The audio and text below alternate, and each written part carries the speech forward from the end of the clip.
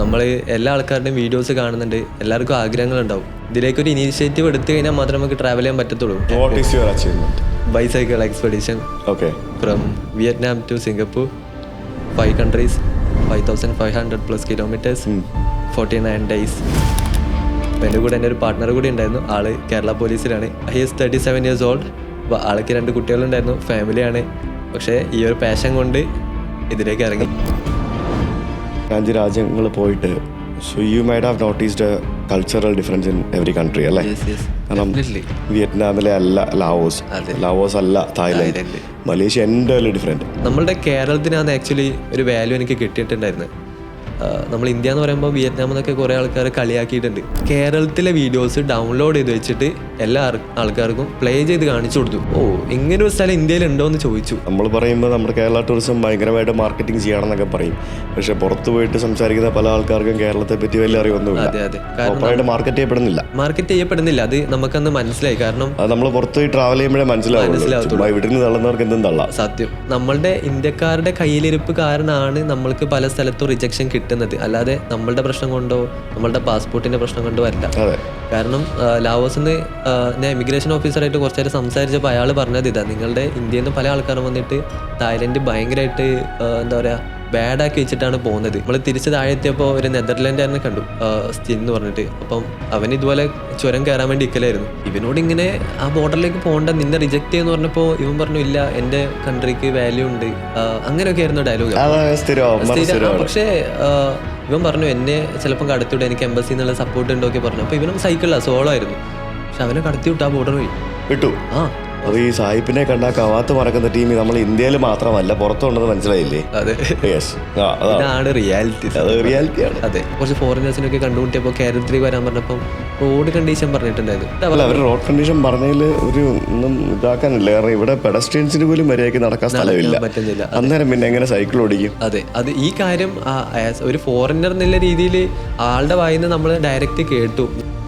നമസ്കാരം, chat with ഭക്തൻ്റെ പുതിയ ഒരു പോഡ്കാസ്റ്റിലേക്ക് സ്വാഗതം. അപ്പോൾ ഇന്ന് വളരെ വ്യത്യസ്തമായിട്ട് നമ്മുടെ ഒരു സബ്സ്ക്രൈബറാണ് ഇന്ന് പോഡ്കാസ്റ്റിൽ എത്തിയിരിക്കുന്നത്. So welcome Sais to chat with Bhakthan. Thank you. First of all എന്താ പറയുക, ഒരു ഡ്രീം കം ട്രൂ എന്ന് പറയുന്ന ഒരു മൊമെൻറ്റിൽ ഞാൻ ശരിക്കും പറഞ്ഞാൽ ഇപ്പോൾ ഇരിക്കുന്നത്. കാരണം ഞാൻ കുറേ നാൾ ആഗ്രഹിച്ച, എനിക്ക് ചില ബക്കറ്റ് ലിസ്റ്റിൽ കുറച്ച് ആൾക്കാരുണ്ട് മീറ്റ് ചെയ്യണമെന്നുള്ളത്. അതിലൊരാളായിരുന്നു സുഹിത്തേട്ടൻ. സോ എനിക്കത് അവസാനം പറ്റി. കാരണം ഞാൻ 2019 ഞാൻ ഇൻവൈറ്റ് ചെയ്തിട്ടുണ്ടായിരുന്നു കണ്ണൂരേക്ക്. അൺഫോർച്യുനേറ്റ്ലി ആ ടൈം മേ ബി അവിടെ എത്താൻ പറ്റിയിട്ടുണ്ടായിരുന്നില്ല. പക്ഷേ പിന്നീടായാലും ഞാൻ എപ്പോഴും വീഡിയോസ് കാണുന്നുണ്ടായിരുന്നു, ആക്റ്റീവായിട്ട് മെസ്സേജ് ചെയ്യാറുണ്ടായിരുന്നു, റീപ്ലൈ ഇട്ടാറുണ്ടായിരുന്നു. അപ്പോൾ എൻ്റെ ഇപ്പോൾ ഇരിക്കുന്ന ഒരു പൊസിഷൻ ഞാൻ ഒരു സാധനം അച്ചീവ് ചെയ്തത് കൊണ്ട് എനിക്കിവിടെ ഇരിക്കാൻ പറ്റി. അങ്ങനെയാ. കഴിഞ്ഞ ദിവസം ഇൻസ്റ്റാഗ്രാമിൽ ഇങ്ങനെ സ്റ്റോറി ഇട്ട സമയത്താണ് സായിസിൻ്റെ മെസ്സേജ് കണ്ടത്. അപ്പം എനിക്ക് കുറച്ച് ട്രാവൽ സ്റ്റോറീസ് പറയാനുണ്ട്. പറഞ്ഞു വന്നോ, രസമല്ലേ? അതെ അതെ. നമുക്ക് ഇങ്ങനെ പൊളിറ്റിക്സും ബാക്കിയുള്ള സംഭവങ്ങളും അങ്ങനെ പല പല ടോപ്പിക്കുകൾ. നമുക്ക് അങ്ങനെ ചാറ്റ് വിത്ത് ഭക്തനിൽ ഇന്ന പർട്ടിക്കുലർ ടോപ്പിക്കൊന്നുമില്ല. നമുക്ക് കഥകൾ പറയാനുള്ള, ആർക്കും നമുക്ക് സംസാരിക്കാനുള്ള അവസരം. ഞാനിവിടെ നാട്ടിലുള്ള സമയത്താണ് ഇത് ഷൂട്ട് ചെയ്യാൻ സാധിക്കുന്നത്. അപ്പോൾ ആ സമയത്തൊക്കെ നമ്മളിത് ഷൂട്ട് ചെയ്യും. പിന്നെ സമയം പോലെ എപ്പോഴെങ്കിലുമൊക്കെ ഇത് ടെലികാസ്റ്റ് ചെയ്യും. അങ്ങനെയാണ് ഇതിൻ്റെ പരിപാടികൾ ക്രമീകരിച്ച് വരുന്നത്. സായിസിനെ പറ്റി പറയുകയാണെങ്കിൽ കണ്ണൂരാണ് സ്ഥലം അല്ലേ? അതെ. ശരി, എന്ത് ചെയ്യുന്നു? ഞാൻ വർക്ക് ചെയ്യുന്നത് സോഷ്യൽ മീഡിയ മാർക്കറ്റിംഗ് ഹെഡായിട്ടാണ് വർക്ക് ചെയ്യുന്നത്. സ്ട്രാറ്റജീസ് കാര്യങ്ങൾ ബിൽഡ് ചെയ്യുക എന്നുള്ളത്. അപ്പോൾ എവിടെയെങ്കിലും വർക്ക് ചെയ്യാണോ? വർക്ക് ചെയ്യാണ്. ഞാൻ 2 കമ്പനിയിൽ വർക്ക് ചെയ്യുന്നുണ്ട് ഇപ്പോൾ. അപ്പോൾ ഒരു 2000 പണ്ടോട്ടേ സൈക്ലിംഗ് ഒരു പാഷനായിരുന്നു. അങ്ങനെയാണ് ഒരു ട്രാവലിംഗ് നിങ്ങളുടെയൊക്കെ വീഡിയോ കാണുന്നത് എപ്പോഴും. പിന്നെ എപ്പോഴെങ്കിലും ആ സ്ഥലങ്ങളിലേക്ക് പോകണം എന്നൊക്കെ ആഗ്രഹങ്ങൾ ഉണ്ടായിരുന്നു. How old are you now? I'm 24. 24, okay. അപ്പോൾ ഈ ഒരു ഏജിൽ ഈ ഒരു അച്ചീവ്മെന്റ് എനിക്ക് ചെയ്ത് തീർക്കാൻ പറ്റിയത് ഭയങ്കര. What is your achievement? Bicycle expedition. Okay. From Vietnam to Singapore, 5 countries, 5,500 plus kilometers, 49 days. Okay. Yeah. അപ്പോൾ എൻ്റെ കൂടെ എൻ്റെ ഒരു പാർട്ട്ണർ കൂടി ഉണ്ടായിരുന്നു. ആള് കേരള പോലീസിലാണ്. കേരള പോലീസിൽ. യെസ്, കേരള പോലീസിൽ ആലപ്പുഴ വർക്ക് ചെയ്യുന്ന ഒരു ആളായിരുന്നു പാർട്ട്ണറായിട്ടുണ്ടായിരുന്നത്. He is 37 years old. അപ്പോൾ ആൾക്ക് 2 കുട്ടികളുണ്ടായിരുന്നു, ഫാമിലിയാണ്. പക്ഷേ ഈ ഒരു പാഷൻ കൊണ്ട് ഇതിലേക്ക് ഇറങ്ങി. എന്താ പുള്ളിയുടെ പേര്? അലക്സ് വക്കി. ഓക്കെ. നിങ്ങൾ രണ്ടുപേരും കൂടെയാണോ അതെ ഈ 5 രാജ്യങ്ങളും പോയത്? അതെ, സൈക്കിളിൽ. എന്തായിരുന്നു നിങ്ങളുടെ പ്ലാൻ ആദ്യം ഫസ്റ്റ്? യാത്ര ചെയ്യുക, പുതിയ ആൾക്കാരെ മീറ്റ് ചെയ്യുക, ഇതൊക്കെ തന്നെയായിരുന്നു. നമ്മൾ എല്ലാ ആൾക്കാരുടെയും വീഡിയോസ് കാണുന്നുണ്ട്, എല്ലാവർക്കും ആഗ്രഹങ്ങളുണ്ടാവും. പക്ഷെ ഇതിലാരും എന്താ പറയുക ഇതിലേക്കൊരു ഇനീഷ്യേറ്റീവ് എടുത്തു കഴിഞ്ഞാൽ മാത്രമേ നമുക്ക് ട്രാവൽ ചെയ്യാൻ പറ്റത്തുള്ളൂ. ട്രാവൽ ചെയ്യാൻ ആഗ്രഹമുള്ള ആൾക്കാർ എന്തായാലും ഡെഫിനറ്റ്ലി എങ്ങനെ വേണമെങ്കിലും ട്രാവൽ ചെയ്യും. അപ്പോൾ നമ്മൾ ആദ്യം പ്ലാൻ ചെയ്തത് ബാലിയിൽ നിന്ന് സ്റ്റാർട്ട് ചെയ്തിട്ട് വിയറ്റ്നാമിലേക്കായിരുന്നു. പിന്നെ റൂട്ട് ഫ്ലിപ്പ് ചെയ്തിട്ട് വിയറ്റ്നാമിൽ നിന്ന് ബാലിയിലേക്കാക്കി. അപ്പം അത് കഴിഞ്ഞ് വിയറ്റ്നാം, ലാവോസ്, തായ്ലൻഡ്, അത് കംബോഡിയ ഉണ്ടായിരുന്നു. പക്ഷേ ലാവോസ് ബോർഡറിൽ നിന്ന് തായ്ലൻഡിലേക്ക് എൻ്റർ ചെയ്യുമ്പോൾ അവരുടെ സൈഡിൽ നിന്ന് ഒരു എമിഗ്രേഷൻ ഓഫീസർ ഒരു ഇത് പറഞ്ഞു, ചിലപ്പം തിരിച്ച് തായ്ലൻഡിലേക്ക് കയറാൻ പറ്റത്തില്ല. In case if you are entering Cambodia return നിങ്ങൾക്ക് വിസ ചിലപ്പം അപ്രൂവ് ചെയ്യൂല, അങ്ങനെ എന്തൊക്കെയോ പറഞ്ഞു. പിന്നെ അതിലൊരു വിഷമമുണ്ട് സത്യം പറഞ്ഞു കഴിഞ്ഞാൽ. കാരണം ഇത്രയും പ്ലാൻ ചെയ്ത് ഒരു 1 month എടുത്ത് പ്ലാനായിരുന്നു. അപ്പോൾ കംബോഡിയ കയറാൻ പറ്റാത്തതിൻ്റെ ഒരു വിഷമമുണ്ട്. പക്ഷെ എന്നാലും കുഴപ്പമില്ല, റൈഡ് കണ്ടിന്യൂ ചെയ്ത് സിംഗപ്പൂർ എൻഡ് ചെയ്തു. മ്യാൻമർ ഒക്കെ ആയിരുന്നെങ്കിൽ നമുക്കൊക്കെ ഈസി തീർച്ചയായും ഭയങ്കര ഈസി ആയിരുന്നു. പല കൺട്രീസിലേക്കും അത് ത്രൂ നമുക്ക് പോകാൻ പറ്റും. എനിക്കൊന്ന് 2020 വരെ അത് പറ്റും അല്ലേ? കോവിഡിന് മുമ്പ് വരെയൊക്കെ അവിടെ പ്രശ്നങ്ങളില്ലായിരുന്നു. പിന്നീട് അവിടെ ആഭ്യന്തര കലാപം ആരംഭിക്കുകയും പിന്നീട് പട്ടാള ഭരണം സംഭവിക്കുകയും പട്ടാളം രാജ്യത്തിൻ്റെ ഭരണം ഏറ്റെടുക്കുകയും ചെയ്തതോടുകൂടി അവിടെ ഒരു അസ്ഥിരതയുണ്ടായി. ശരിക്കും പണ്ട് ഈ വണ്ടി ഓടിച്ച് ഇവിടെ നിന്ന് ഇന്ത്യയിൽ നിന്ന് സിംഗപ്പൂർ വരെയൊക്കെ ഡ്രൈവ് ചെയ്ത് പോയിക്കൊണ്ടിരുന്ന ആൾക്കാർ മ്യാൻമർ വഴിയാണ് ഈസി ആയിട്ട് പോയിക്കൊണ്ടിരുന്നത്.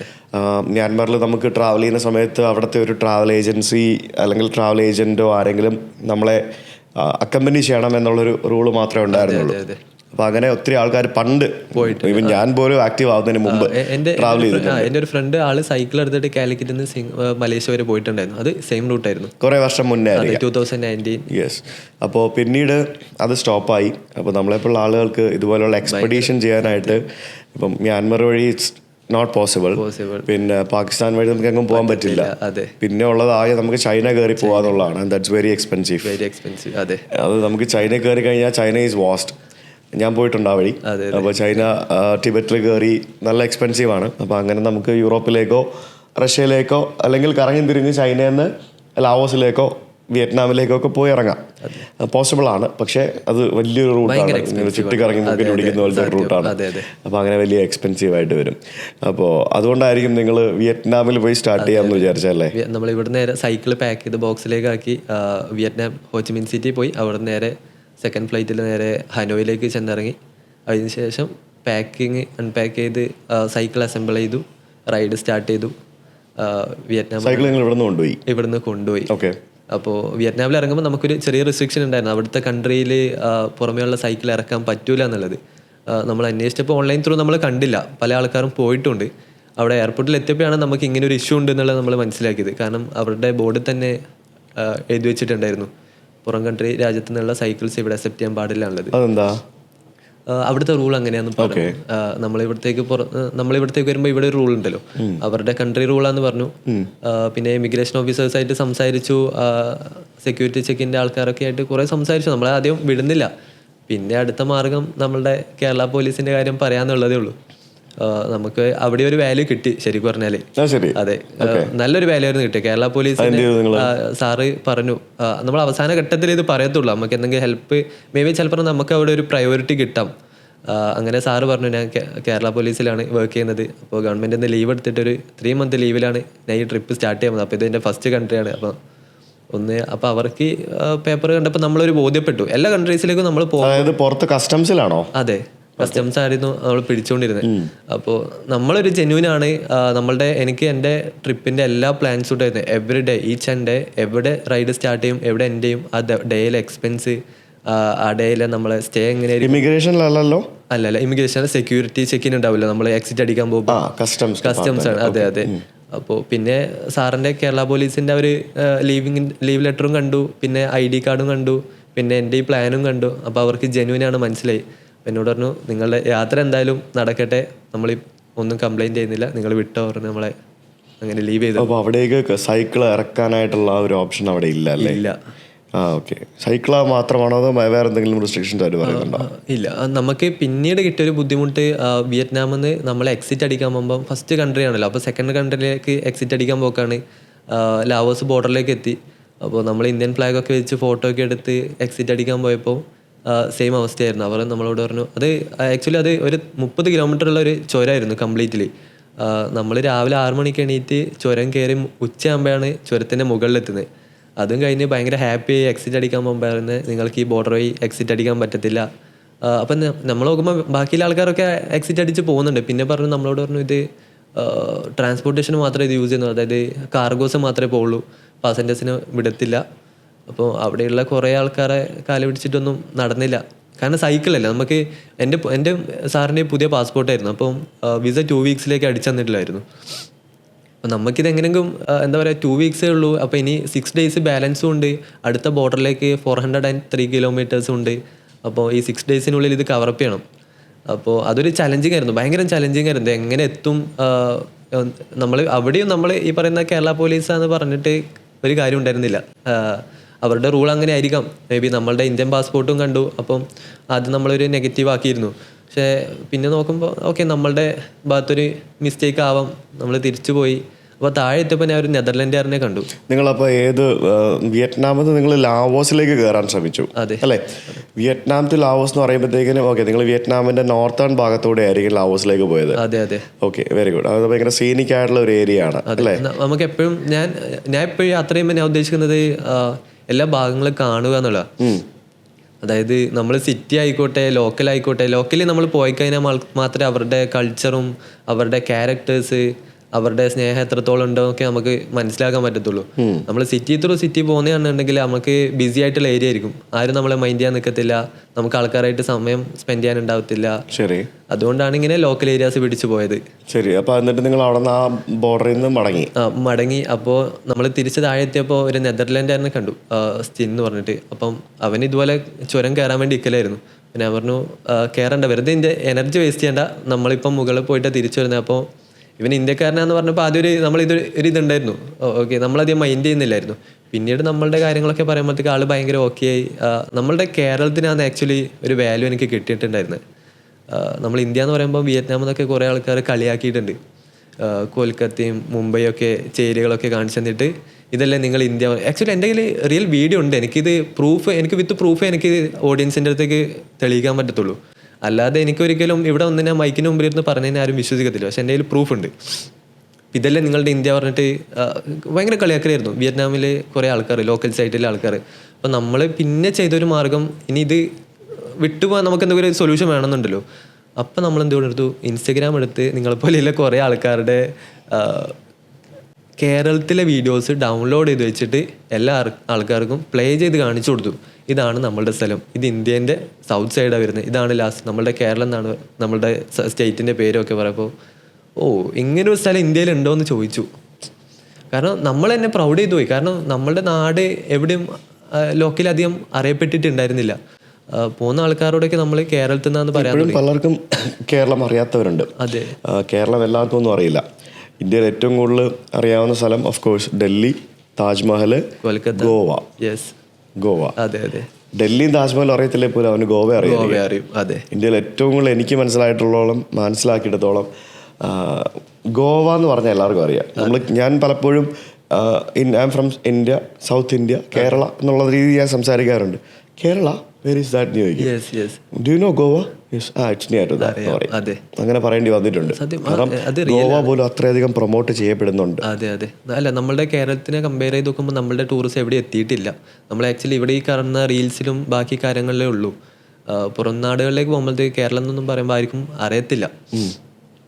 ഈ പറയുന്ന വാരണാസി, ഡൽഹി, കൊൽക്കത്ത, മുംബൈ, ഗോവ, ഈ പറയുന്ന ഇതൊക്കെയാണ് അവർക്കറിയുന്ന സ്ഥലങ്ങൾ. നമ്മളുടെ കേരളം സത്യം പറഞ്ഞാൽ എവിടെയും അധികം അറിയപ്പെട്ടില്ല. ശരിയാണ്. നമ്മൾ പറയുമ്പോൾ നമ്മുടെ കേരള ടൂറിസം ഭയങ്കരമായിട്ട് മാർക്കറ്റിംഗ് ചെയ്യണമെന്നൊക്കെ പറയും. പക്ഷെ പുറത്ത് പോയിട്ട് സംസാരിക്കുന്ന പല ആൾക്കാർക്കും കേരളത്തെ പറ്റി വലിയ അറിവൊന്നുമില്ല. അതെ അതെ. മാർക്കറ്റ് ചെയ്യപ്പെടുന്നില്ല. അത് നമുക്കന്ന് മനസ്സിലായി. കാരണം നമ്മൾ പുറത്ത് പോയി ട്രാവൽ ചെയ്യുമ്പോഴേ മനസ്സിലാവും. ഇവിടെ നിന്ന് തള്ളുന്നവർക്ക് എന്തും തള്ളാം. സത്യം, തള്ളുന്നവർക്ക് ഇവിടെ എല്ലാം തള്ളാം. കൂടാതെ വേറെ എന്ന് വെച്ചാൽ നമ്മളിവിടെ കേരള ടൂറിസം പ്രൊമോട്ട് ചെയ്യുന്നത് ഇവിടെ ഈ കാണുന്ന പോസ്റ്റേഴ്സും റീൽസിലും മാത്രമേ ഉള്ളൂ. ഇത് റിയാലിറ്റിയിലേക്ക് വരുമ്പോഴത്തേക്ക് അബ്സല്യൂട്ട്ലി സീറോ എന്ന് പറയാൻ പറ്റും. കാരണം പല സ്ഥലത്തും നമ്മൾ ഫെയിലായിരുന്നു. കാരണം മാർക്കറ്റിംഗ് ആയിക്കോട്ടെ, പല സ്ഥലങ്ങളിലും നമ്മളിപ്പോഴും അറിയപ്പെടാത്ത തന്നെ നമ്മളുടെ മാർക്കറ്റിംഗ് സൈഡ് വീക്കാണ്. ഓക്കെ. എന്നിട്ട് നിങ്ങൾ കാനഡക്കാരനോട് പോകണ്ടെന്ന് പറഞ്ഞു. അപ്പോൾ അവനോട് പറഞ്ഞപ്പോൾ അവൻ പറഞ്ഞു ഇല്ല, ഞാൻ പോയി നോക്കാം, ചിലപ്പോൾ എന്നെ കയറ്റി വിടുന്നൊക്കെ കാരണം അത് എനിക്കുണ്ട്. കാരണം നീ ഇന്ത്യക്കാരനല്ലേ, ഇന്ത്യക്കാരനായോണ്ടോ ഇങ്ങനെ കയറ്റിവിടാൻ, ഞങ്ങളെ കയറ്റിവിടുന്നുള്ള ആറ്റിറ്റ്യൂഡ് ചിലമാർക്കുണ്ട്. സത്യം വിട്ടുവിടായിരുന്നു. അപ്പൊ നീ പോയിട്ട് വേണമെന്ന് പറയണമായിരുന്നു. അപ്പൊ ഇവനെ ഒരു പുച്ഛം, ഞാൻ സാറ് ഇതെന്താ അപ്പൊ ഇവന് പുച്ഛാണല്ലോ, എന്നാ പിന്നെ പോട്ട് സാധിച്ചു അധികം നിർബന്ധിക്കണ്ട. അപ്പൊ ഞാൻ പിന്നെ ചോദിച്ചു ഓക്കെ എന്നാ പിന്നെ പോട്ടെ. അപ്പോ ഇവനോട് ഇങ്ങനെ ആ ബോർഡറിലേക്ക് പോകണ്ട, നിന്നെ റിജക്ട് ചെയ്യുന്ന പറഞ്ഞപ്പോ ഇവൻ പറഞ്ഞു ഇല്ല എന്റെ കൺട്രിക്ക് വാല്യൂ ഉണ്ട്, അങ്ങനെയൊക്കെ ആയിരുന്നു ഡയലോഗ്. പക്ഷേ ഇവൻ പറഞ്ഞു എന്നെ ചിലപ്പം കടത്തിവിടും, എനിക്ക് എംബസി എന്നുള്ള സപ്പോർട്ട് ഉണ്ടോക്കെ പറഞ്ഞു. അപ്പോൾ ഇവനും സൈക്കിളിലാണ്, സോളോ ആയിരുന്നു. അപ്പോൾ ഇവൻ അങ്ങനെ കടന്നു പോയി, പക്ഷെ അവനെ കടത്തി വിട്ടു, ആ ബോർഡർ വഴി വിട്ടു. അപ്പോഴേ നമ്മൾ മനസ്സിലാക്കി ഇതെന്താ നമുക്കൊരു വാല്യൂ ഇല്ലാത്തേ ഉള്ളത്. അവിടെ എനിക്ക് കുറെ കാര്യങ്ങൾ മനസ്സിലായി. അവനെ കടത്തി വിട്ടു എന്ന് അവൻ പറഞ്ഞു. അവൻ ബോർഡറിൽ നിന്ന് ഫോട്ടോ അയച്ചു തന്നു. അവൻ പിന്നീട് അപ്പുറത്ത് നമ്മൾ പ്ലാൻ ചെയ്ത റൂട്ട് വഴി അവൻ പോയി, നമ്മൾ പ്ലാൻ ചെയ്യാത്ത റൂട്ട് വഴി ഇപ്പുറത്തെ വഴി പോയി. അപ്പോൾ അങ്ങനെ ലാവോസിലേക്ക് എൻ്ററായി. ഈ സായിപ്പിനെ കണ്ടാൽ കവാത്ത് മറക്കുന്ന ടീം നമ്മൾ ഇന്ത്യയിൽ മാത്രമല്ല പുറത്തുണ്ടെന്ന് മനസ്സിലായില്ലേ? അതെ, ഇതാണ് റിയാലിറ്റിയാണ്. അതെ, ഇത് നമുക്ക് പുറമേ പറയുമ്പോൾ ആൾക്കാർ നെഗറ്റീവ് പറയുന്നേ ഉള്ളൂ, ഇത് ഇറങ്ങി തിരിക്കുമ്പോൾ അല്ലേ നമുക്ക് ഇതിന്റെ അവസ്ഥ അറിയുള്ളൂ. ഉറപ്പല്ലേ? അപ്പോൾ പിന്നെ അങ്ങനെ ലാവോസ് നിന്ന് തായ്ലൻഡിലേക്ക് എൻ്റർ ചെയ്യുമ്പോൾ അവിടുത്തെ ഇമിഗ്രേഷൻ ഓഫീസേഴ്സ് പറഞ്ഞു നിങ്ങൾ ഇന്ത്യയിൽ നിന്നല്ലേ, ഇന്ത്യയിൽ നിന്ന് കുറേ ആൾക്കാർ ഇന്ന് നമ്മൾ ഉച്ചയ്ക്ക് ശേഷമായിരുന്നു കടന്നു വന്നേ. ലാവോസില് അവിടെ കയറാൻ നേരം അവന്മാർ കൈക്കൂലി ചോദിച്ചില്ലേ? ഇല്ല, നമ്മൾ സൈക്കിളിലായതുകൊണ്ട് ഒന്നും ചോദിച്ചില്ല. നടന്നു പോകുന്നവരോട് എല്ലാവരോടും ചോദിക്കാം. പക്ഷെ അവർ നമ്മളെ പറ്റിച്ചെന്ന് വെച്ച് കഴിഞ്ഞാൽ ആ ബോർഡർ വഴി നമുക്ക് ഇ വിസ മതിയായിരുന്നു. പക്ഷെ അവിടെ എത്തിയപ്പോൾ നമ്മളെ $100 വാങ്ങി. $100 വാങ്ങിയിട്ട് പറഞ്ഞു നിങ്ങൾക്ക് ഇ വിസ ഇവിടെ വാലിഡ് അല്ല, അറൈവൽ വിസയാണ്, $100 പേ ചെയ്യണമെന്ന് പറഞ്ഞ് പേ ചെയ്തു. പറ്റിച്ചു. Laos is the most corrupted border. Laos is having the most corrupted border control in Asia. അതെ, നമുക്ക് അവിടെ എത്തുമ്പോഴാണ് ഇതൊക്കെ റിയാലിറ്റി കറക്റ്റ് കാര്യങ്ങൾ മനസ്സിലാകുന്നത്. പിന്നെ ഈ പറയുന്ന രീതിയിൽ ലാവോസ് നമുക്ക് അത്രയും ഉണ്ടായിരുന്നുള്ളൂ, 210 കിലോമീറ്റേഴ്സിന് അടുത്തേ ഉണ്ടായിരുന്നുള്ളൂ ക്രോസ് ചെയ്യാൻ. നോർത്ത് ലാവോസ് ആയിരുന്നു. അത് കഴിഞ്ഞ് ലാവോസിൽ നിന്ന് എക്സിറ്റ് അടിക്കുമ്പോൾ തായ്ലൻഡിലേക്ക് നമുക്ക് ഫ്രണ്ട്ഷിപ്പ് ബ്രിഡ്ജ് വഴിയാണ് നമ്മൾ പോയത്. അപ്പോൾ ലാവോസ് ജസ്റ്റ് ക്രോസ് ചെയ്തേ ഉള്ളൂ, 200 പ്രഭാഗൊന്നും പോയില്ല, പറ്റിയില്ല. കാരണം അത് അവിടെയുള്ള ബോർഡർ വഴി നമ്മൾ സൈക്കിൾ കടത്തി വിടൂല, ഇപ്പുറത്തെ വഴിയെ കടത്തി വിടുള്ളൂ. അങ്ങനെ കുറെ റെസ്ട്രിക്ഷൻസ് ഉണ്ട്. അപ്പോൾ നമ്മളുടെ ലാവോസ് നിന്ന് തായ്ലൻഡിലേക്ക് ഒരു ഫ്രണ്ട്ഷിപ്പ് ബ്രിഡ്ജ് ഉണ്ടല്ലോ, നമ്മൾ ബസ്സിന് കയറിയിട്ട് അപ്പുറം പോയി, അങ്ങനെ ആ ഒരു ബോർഡർ വഴിയായിരുന്നു നമ്മൾ പോയിരുന്നത്, ലാവോ ബാവോ ബോർഡർ. അപ്പോൾ തായ്ലൻഡിലേക്ക് എൻ്റർ ചെയ്യുമ്പോൾ കുറെ ആൾക്കാർ അവിടെ നമ്മളോട് പറഞ്ഞു ഇന്ത്യക്കാരാണല്ലേ, അപ്പോൾ ചിലപ്പോൾ കടത്തി വിടൂല എന്ന് പറഞ്ഞു. നമ്മൾ ചോദിച്ചു എന്തുകൊണ്ട് കടത്തി വിടൂല ചോദിച്ചു. അല്ല, കുറെ ആൾക്കാർ ഇന്ന് റിജക്ട് ചെയ്തിട്ട് തിരിച്ചയച്ചു. അപ്പം അങ്ങോട്ടേക്ക് ബസ്സിന് പോകുന്ന ആൾക്കാരൊക്കെ തിരിച്ച് അതുപോലെ ബസ്സിന് തിരിച്ചു വരുത്താം ലാവോസിലേക്ക്. എന്നിട്ട് പിന്നെ 5000 രൂപ കൊടുത്തിട്ട് വിസ എടുത്തിട്ട് പിന്നെയും ലാവോസിലേക്കൂടെ ട്രാവൽ. അത് എനിക്കും അതന്നെ മനസ്സിലായത്. കാരണം നമ്മളുടെ ഇന്ത്യക്കാരുടെ കയ്യിലിരിപ്പ് കാരണമാണ് നമ്മൾക്ക് പല സ്ഥലത്തും റിജക്ഷൻ കിട്ടുന്നത്, അല്ലാതെ നമ്മളുടെ പ്രശ്നം കൊണ്ടോ നമ്മളുടെ പാസ്പോർട്ടിന്റെ പ്രശ്നം കൊണ്ടോ അല്ല. കാരണം ലാവോസിൽ നിന്ന് ഞാൻ ഇമിഗ്രേഷൻ ഓഫീസറായിട്ട് കുറച്ചു നേരം സംസാരിച്ചപ്പോൾ അയാൾ പറഞ്ഞത് ഇതാ, നിങ്ങളുടെ ഇന്ത്യയിൽ നിന്ന് പല ആൾക്കാരും വന്നിട്ട് തായ്ലൻഡ് ഭയങ്കരമായിട്ട് എന്താ പറയുക ബാഡാക്കി വെച്ചിട്ടാണ് പോകുന്നത്. അതുകൊണ്ട് ഇന്ത്യക്കാരെ ഭയങ്കര റിസ്ട്രിക്റ്റ് ചെയ്യുന്ന ആൾക്കാർ, പ്രത്യേകിച്ച് ഈ ട്രാവൽ ഹിസ്റ്ററി അധികം ഇല്ലാത്ത ആൾക്കാർ കുറച്ചുകൂടെ ഫ്രഷ് പാസ്പോർട്ട് ഒക്കെ ആണെങ്കിൽ ഇവർ കുറച്ചുകൂടെ ശ്രദ്ധിക്കും. പിന്നെ തിരിച്ചു വിടുന്നില്ല ആൾക്കാരെ, ഇവർ തായ്ലൻഡ് പോയിട്ട് തിരിച്ചു പോകുന്നില്ല, അവിടെ തന്നെ സ്റ്റേ ചെയ്ത്. ഇതൊക്കെ പിന്നെ ഉണ്ടാക്കി വെക്കുന്ന അലമ്പൊന്നും കണക്കില്ല സത്യം പറഞ്ഞാൽ. അനധികൃതമായിട്ട് പോയി ജോലി ചെയ്യുക, ഇപ്പൊ ടൂറിസ്റ്റ് വിസയിൽ പോയിട്ട് ജോലി ചെയ്യുക, അതൊക്കെ പറയുന്നത് ഭയങ്കര മോശമാണ്. പിന്നെ നമ്മുടെ നാട്ടിലെ പോലെ അവിടെ പോയി അലമ്പ് കാണിക്കുക. ഇത് ആക്ച്വലി നമ്മളുടെ ഇവിടുത്തെ കൾച്ചർ അവിടെ കൊണ്ടുപോയാൽ തിരിച്ച് അണ്ണാക്ക് കിട്ടും നമുക്ക്. കാരണം അത് തന്നെയാണ് ഇമിഗ്രേഷൻ ഓഫീസർ പറഞ്ഞത്, നിങ്ങളുടെ നാട്ടിൽ നിന്ന് വരുന്ന ആൾക്കാരുടെ പ്രശ്നമാണിത്.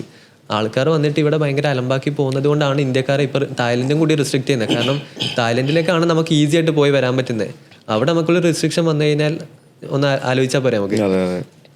പിന്നെ നമ്മൾ രണ്ടും കൽപ്പിച്ചു, ബസ്സിന് കയറി ബോർഡർ ഇറങ്ങി. അപ്പോൾ സാറൊക്കെ ഇങ്ങനെ പ്രാർത്ഥിക്കില്ല, സൈസെ നടക്കുമായിരിക്കല്ലേ. അപ്പോൾ ഞാൻ ആ സമയത്ത് ഇങ്ങനെ വീഡിയോ എടുക്കുന്നുണ്ട്. അപ്പോൾ മോനെ വീഡിയോ എടുത്തിട്ട് ചിലപ്പോൾ കയറ്റി വിട്ടില്ലെങ്കിൽ അവന് കുഴപ്പമില്ല, അത് ആ സമയത്ത് നോക്കിയാൽ പോരെ. അപ്പോൾ എല്ലാം നമ്മളുടെ മനസ്സിലൊരു പ്രതീക്ഷയുണ്ട്, നമ്മൾ സൈക്കിളിലാണ് വരുന്നത്, ഇത്ര എഫേർട്ട് എടുക്കുന്നുണ്ട്, ഇതൊക്കെ കണക്കിലെടുക്കുന്നുണ്ടായിരുന്നു. അപ്പം അങ്ങനെ പോയി. അപ്പോൾ ലാവോസ് ബോർഡറിൽ നിന്ന് അയാൾ പറഞ്ഞിരുന്നു, സാറ് അവിടുന്ന് പറഞ്ഞു, അവിടുത്തെ ആൾക്കാർ പറഞ്ഞു നിങ്ങൾക്ക് കൂടെ പോയി കഴിഞ്ഞാൽ ഒരു 2 വീക്സിലേക്കുള്ള വിസ കിട്ടും, അല്ലെങ്കിൽ ഒരു 1 മന്തിലേക്കുള്ള ഇന്ത്യക്കാർക്ക് കൊടുക്കുന്നുള്ളൂ പറഞ്ഞു. നമ്മൾ ജസ്റ്റ് ഓക്കെ 1 മന്ത് കൊണ്ട് നമുക്ക് 1500+ കിലോമീറ്റേഴ്സ് കവർ ചെയ്യാണ്ട്, നോർത്ത് തായ്ലൻഡ് തൊട്ട് സൗത്ത് തായ്ലൻഡ് വരെ. അപ്പം വലിയൊരു സ്ട്രെച്ചാണ് അത്. അപ്പോൾ അതൊരു ടാസ്ക് ആയിരുന്നു 1 മന്തിലൊക്കെ കിട്ടിക്കഴിഞ്ഞാൽ. ശരിക്കും പറഞ്ഞു കഴിഞ്ഞാൽ അവിടെ തായ്ലൻഡിൽ എൻ്റർ ചെയ്ത് എമിഗ്രേഷൻ ഓഫീസറായിട്ട് സംസാരിച്ചപ്പോൾ മനസ്സിലാക്കാൻ പറ്റിയത് നമ്മൾ എത്രത്തോളം ബെറ്റർ ആയിട്ടിരിക്കുന്നോ അതിനനുസരിച്ചിരിക്കും നമുക്ക് തരുന്ന വിസ. അതെ, നമ്മളോട് ചോദിച്ചു തിരിച്ചു പോകാൻ പ്ലാൻ ഉണ്ടോ, കാര്യങ്ങൾ എന്താണ്, എല്ലാം ഡീപ്പായിട്ട് ചോദിച്ചു. കറക്റ്റായിട്ടുള്ള സ്ട്രക്ചർ നമ്മളുടെ കയ്യിലുണ്ടായിരുന്നു. എല്ലാ ട്രിപ്പിൻ്റെതായിക്കോട്ടെ എല്ലാ കാര്യങ്ങളും. എന്നിട്ട് ആൾ നമുക്ക് 2 month വിസ അടിച്ചു തന്നു തായ്ലൻഡിൽ. അപ്പോൾ ആൾ പറഞ്ഞു ഇന്ത്യക്കാർക്ക് 2 weeks അല്ലെങ്കിൽ 1 month വിസ അടിച്ചു കൊടുക്കാറുള്ളൂ. നിങ്ങളെ കണ്ടു ജെന്യൂനാണ് തോന്നിയത് കൊണ്ട് മാത്രമാണ് ഇത്ര വലിയൊരു വിസ അടിച്ചു തന്നിട്ടുള്ളത്. അപ്പോൾ നിങ്ങൾ നിങ്ങളുടെ റൈഡ് എൻജോയ് ചെയ്യും, മറ്റുള്ള അലമ്പൊന്നും ഉണ്ടാക്കേണ്ട, വെൽക്കം ടു തായ്ലൻഡ് പറഞ്ഞിട്ട് ആളങ്ങ് കടത്തി വിട്ടു. പിന്നെ നമുക്ക് ഭയങ്കര കോൺഫിഡൻ്റ് ആയിരുന്നു. കാരണം നമുക്ക് അവിടെ വിസ വേണ്ട, അറൈവൽ കാർഡ് മതി. പക്ഷെ എന്നാലും നമുക്കൊരു സ്റ്റെക്ക് വരുമോ എന്നുള്ളൊരു പേടി ഉണ്ടായിരുന്നു. അവിടെ നമ്മൾ കേരള പോലീസിൻ്റെ കാര്യം പറഞ്ഞു, അതും നമുക്ക് അവിടെ ഒരു വാല്യൂ കിട്ടി. പല സ്ഥലത്തും നമ്മൾ കേരള പോലീസ് പറയേണ്ടി വന്നിട്ടുണ്ട്. അപ്പോൾ അവിടെ നിന്ന് കിട്ടുന്ന വാല്യൂ വേറെ തന്നെയായിരുന്നു സത്യം പറഞ്ഞു കഴിഞ്ഞാൽ. പക്ഷെ എവിടെയും നമ്മളെ കേരളം അറിയപ്പെടാത്തത് ഈ യാത്രയിൽ എനിക്കൊരു മോശമായി പോയി തോന്നി. കാരണം നമ്മൾ അവിടെ പോയിട്ട് നമ്മൾ വീഡിയോ കാണിച്ച് ആൾക്കാർക്ക് കാണിച്ചു കൊടുക്കേണ്ട അവസ്ഥയാണ്. ഇതാണ് നമ്മളുടെ നാട്. റിയാലിറ്റി അങ്ങനെയായിരുന്നു. പിന്നെ കൂടുതലും വില്ലേജ് ഏരിയ ത്രൂ പോകുമ്പോൾ നമുക്ക് ഇതന്നെയാണ് നമ്മളുടെ കൂടുതൽ പണി. കാരണം നമ്മൾ മാപ്പൊക്കെ എടുത്ത് ഇങ്ങനെ കാണിച്ചു കൊടുക്കും, സൂം ചെയ്ത് ഇതാണ് ആലപ്പുഴ, ഇതാണ് ഇടുക്കി, ഇവിടെ ടീ പ്ലാന്റേഷനാണ്, ഇവിടെ തണുപ്പ് സമയത്ത് ഇത്ര ഡിഗ്രി തണുപ്പായിരിക്കും വരുന്നത്. പല ഭാഗങ്ങളും കാണിച്ചു കൊടുത്തു. ഇതൊക്കെ കാണുമ്പോൾ ആൾക്കാർ സത്യം പറഞ്ഞാൽ ഞെട്ടിപ്പോയെന്ന്. കേരളത്തിൻ്റെ പല ഭാഗങ്ങളും ആൾക്കാർ കണ്ടിട്ടില്ല ഇങ്ങനെയുള്ള ആൾക്കാരൊന്നും. പക്ഷേ ഇങ്ങനെയുള്ള കുറേ ആൾക്കാർ ഈ പറയുന്ന നോർത്ത് സൈഡിലൊക്കെ വന്ന് പോകുന്നുണ്ട്. പക്ഷെ ഇവിടെ ആരും വരുന്നില്ല. ശരിയാണ്, കുറവാണ് വരുന്നുണ്ട്, കുറവാണ് വരുന്ന ആൾക്കാർ കുറവാണ്. കാരണം പല ആൾക്കാർക്കും ഇങ്ങോട്ടേക്കുള്ള ഫെയർ നോക്കിക്കഴിഞ്ഞാൽ കുറവുണ്ട്. പക്ഷേ നമ്മൾ ഇവിടുന്ന് പ്രൊമോട്ട് ചെയ്യാത്തത് കൊണ്ട് അവിടെ അറിയപ്പെടുന്നില്ല. അതെ, നല്ലൊരു എക്സ്പീരിയൻസ് ആയിരുന്നു ഓവറോൾ കിട്ടിയിരുന്നത്. പക്ഷേ ഇങ്ങനത്തെ കാര്യങ്ങളിലൊക്കെ നമ്മളുടെ നാടിനെ പറ്റി പഠിക്കാൻ വേണ്ടി പറഞ്ഞു കൊടുക്കേണ്ട അവസ്ഥ ഒക്കെ വെച്ച് കഴിഞ്ഞാൽ കുറച്ച് മോശമായിരുന്നു. എന്നിട്ട് പിന്നെ തായ്ലൻഡിൽ നിന്ന് എവിടെന്നാ കയറിയത്? തായ്ലൻഡിൽ നിന്ന് നേരെ മലേഷ്യ. തായ്ലൻഡിലേക്ക് ലാവോസിൽ നിന്ന് എങ്ങനെയാ കയറിയത്? ലാവ് ബോർഡർ ബൈ റോഡ് തന്നെ. ഏത് സ്ഥലത്തേക്കാണ് കയറിയത്? ലാവ് ബോർഡർ, അതായത് നോർത്ത് തായ്ലൻഡ് ആയിരുന്നു. നോർത്തേൺ തായ്ലൻഡ്, അതായത് മനസ്സിലായി. ഓക്കെ.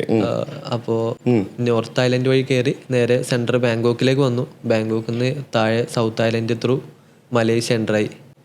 ഓക്കെ. അതൊക്കെ തായ്ലൻഡ് എനിക്ക് ഇത്രയും കൺട്രികളിൽ പോയിട്ട് ഏറ്റവും ഇഷ്ടപ്പെട്ട രാജ്യം തായ്ലൻഡാണ്. അല്ലേ? അതെ. ഞാൻ പല ആൾക്കാരോടും പറയുമ്പോൾ എന്തുകൊണ്ടെന്ന് ചോദിക്കും. ഞാൻ പറയും തായ്ലൻഡിൽ ഞാനും എൻ്റെ KL to UK ട്രിപ്പിൽ ഓൾമോസ്റ്റ് ഒരു 30 days അടുപ്പിച്ച് തന്നെ തായ്ലൻഡ് ഉണ്ടായിരുന്നു. അതെ അതെ. എന്നിട്ട് ഞാൻ ഇതുവരെ പോകാത്ത പല സ്ഥലങ്ങളിൽ ഞാൻ പോയി. ഇനിയും ഞാൻ തായ്ലൻഡ് പോയി കഴിഞ്ഞാൽ എനിക്ക് പോകാൻ ഇഷ്ടംപോലെ സ്ഥലങ്ങളുണ്ട്.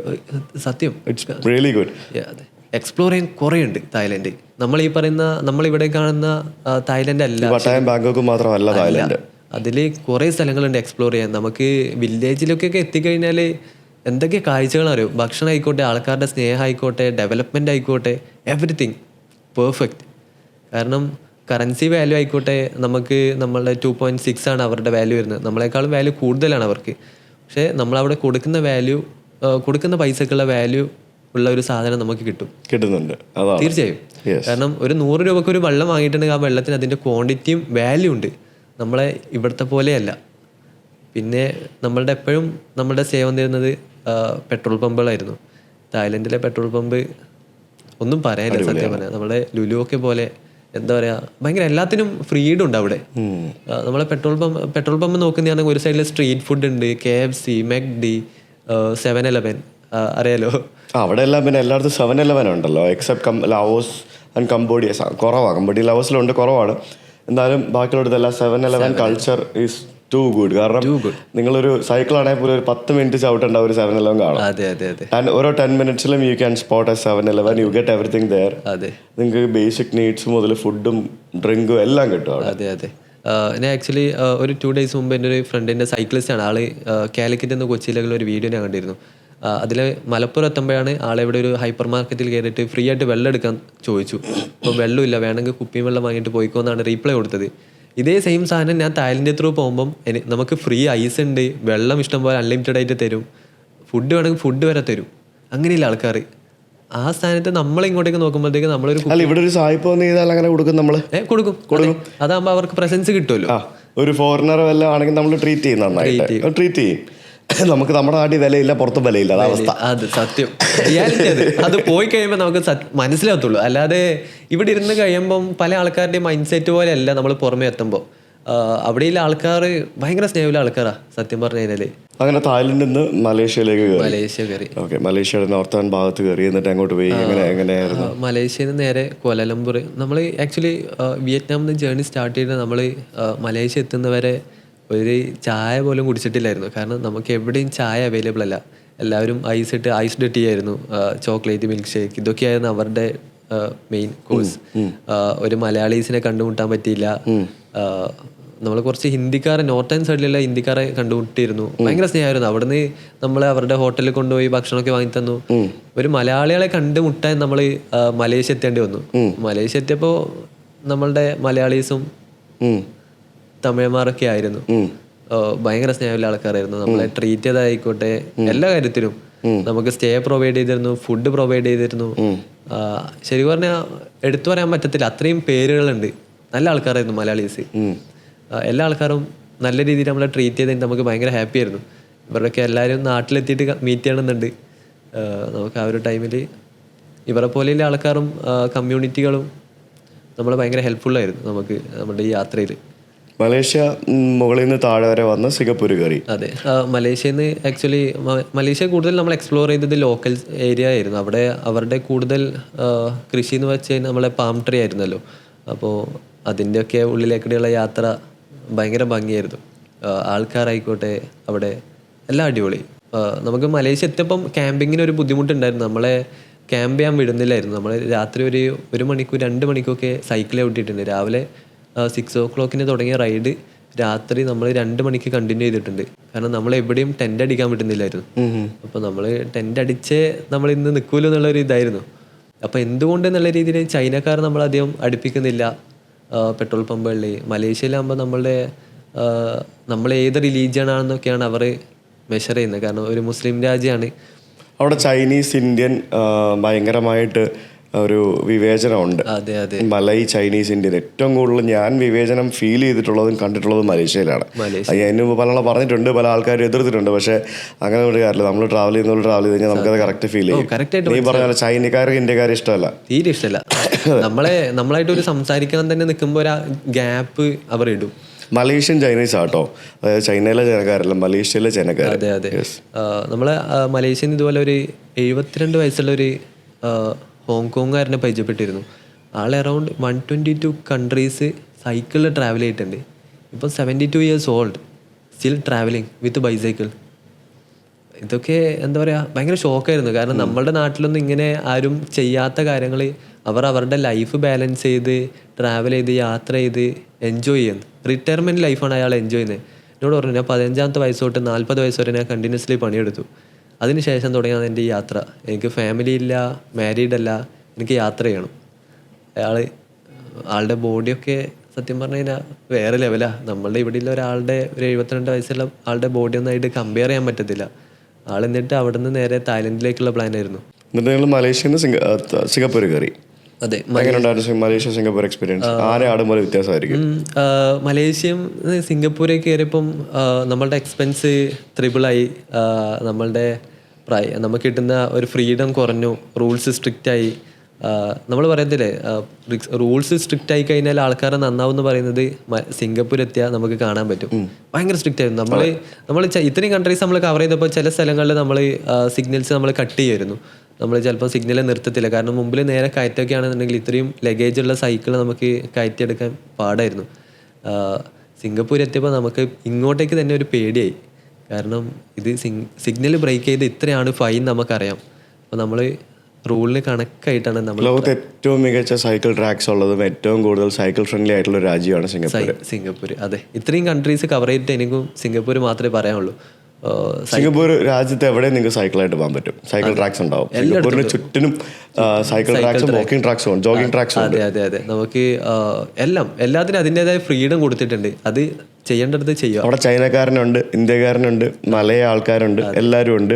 പക്ഷെ വർഗീയത ഉണ്ടെങ്കിൽ അവൻ്റെ മനസ്സിൽ മാത്രമേ ഉണ്ടാവുള്ളൂ. അതായത് മറ്റേ ഈ പറഞ്ഞ ഡിസ്ക്രിമിനേഷൻ അത് പുറത്ത് കാണില്ല. സത്യം, പുറത്ത് കാണിക്കില്ല, പുറത്ത് കാണിക്കാൻ സമ്മതിക്കില്ല. അതെ, നമുക്ക് ആക്ച്വലി നമുക്ക് അവിടെ നിന്ന് ഒരു നെഗറ്റീവായിട്ടൊരു നോട്ടീസ് കിട്ടിയിരുന്നു. അതായത് ഒരു നോർത്ത് ഇന്ത്യൻ പുള്ളിയെ പരിചയപ്പെട്ടു. ആള് മറൈൻ ഫീൽഡിലില്ലായിരുന്നു.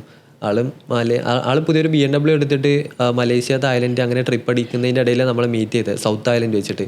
അപ്പോൾ ആൾ നമ്മളോട് പറഞ്ഞു സിംഗപ്പൂർ എത്തിയിട്ട് വിളിക്ക്, ഞാൻ അവിടെ ഉണ്ടാവും എന്ന് പറഞ്ഞു.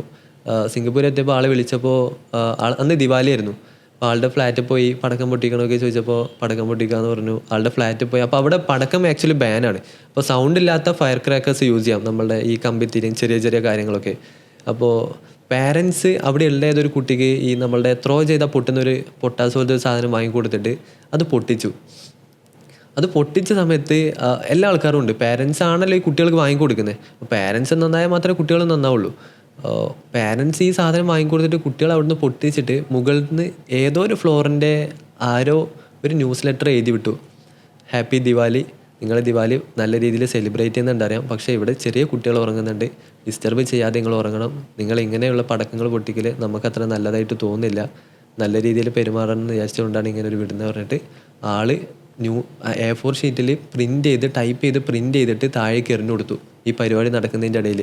അവിടുന്ന് ഒരാളെടുത്ത് വായിച്ചു നോക്കുമ്പോൾ ഇതാ വായിക്കുന്നത്. ഒന്ന് നമ്മളുടെ അവസ്ഥ ഒന്ന് ആലോചിച്ച് നോക്കറ. എന്താ പറയുക, ഒരു ഇന്ത്യൻസ് നമ്മൾ പല സ്ഥലത്തും പോയി കഴിഞ്ഞാൽ ബാഡായിട്ട് നിൽക്കുന്നുള്ളതിന് ഏറ്റവും വലിയ എക്സാമ്പിൾ അത്. അപ്പോൾ അതിലൊരാളെ ഈ പ്രശ്നം ചെയ്തുള്ളൂ. ആളാണ് ഈ കുട്ടിക്ക് ഈ ഒരു പൊട്ടാസ് വാങ്ങിക്കൊടുത്തത്. പക്ഷെ അത് ആ കമ്മ്യൂണിറ്റിനെ മൊത്തത്തിൽ ബാധിച്ചു. ഓക്കെ. അപ്പോൾ നിങ്ങൾ എത്ര ദിവസം എടുത്തായിരുന്നു ഈ യാത്ര? 49 days. 49 days. അപ്പോൾ ഈ 43 ദിവസം നിങ്ങൾ ടെൻ്റ് അടിച്ച് തന്നെയാണോ കിടന്നിരുന്നത്? ഒരു 2 weeks കൂടുമ്പോൾ നമ്മൾ റൂം എടുക്കും, സ്റ്റേ ചെയ്യും. എന്നിട്ട് ഒരു ദിവസം ചിലപ്പോൾ അവിടെ റെസ്റ്റ് എടുക്കും, അല്ലെങ്കിൽ പിറ്റേന്ന് റൈഡ് കണ്ടിന്യൂ ചെയ്യും. കണ്ടിന്യൂസ് ജേർണി ആയിരുന്നു. ഞാൻ ആദ്യം എൻ്റെ പ്രീ പ്ലാൻ വെച്ചിട്ട് എവറി വീക്കിലും റെസ്റ്റ് ഡേ ഉണ്ടായിരുന്നു.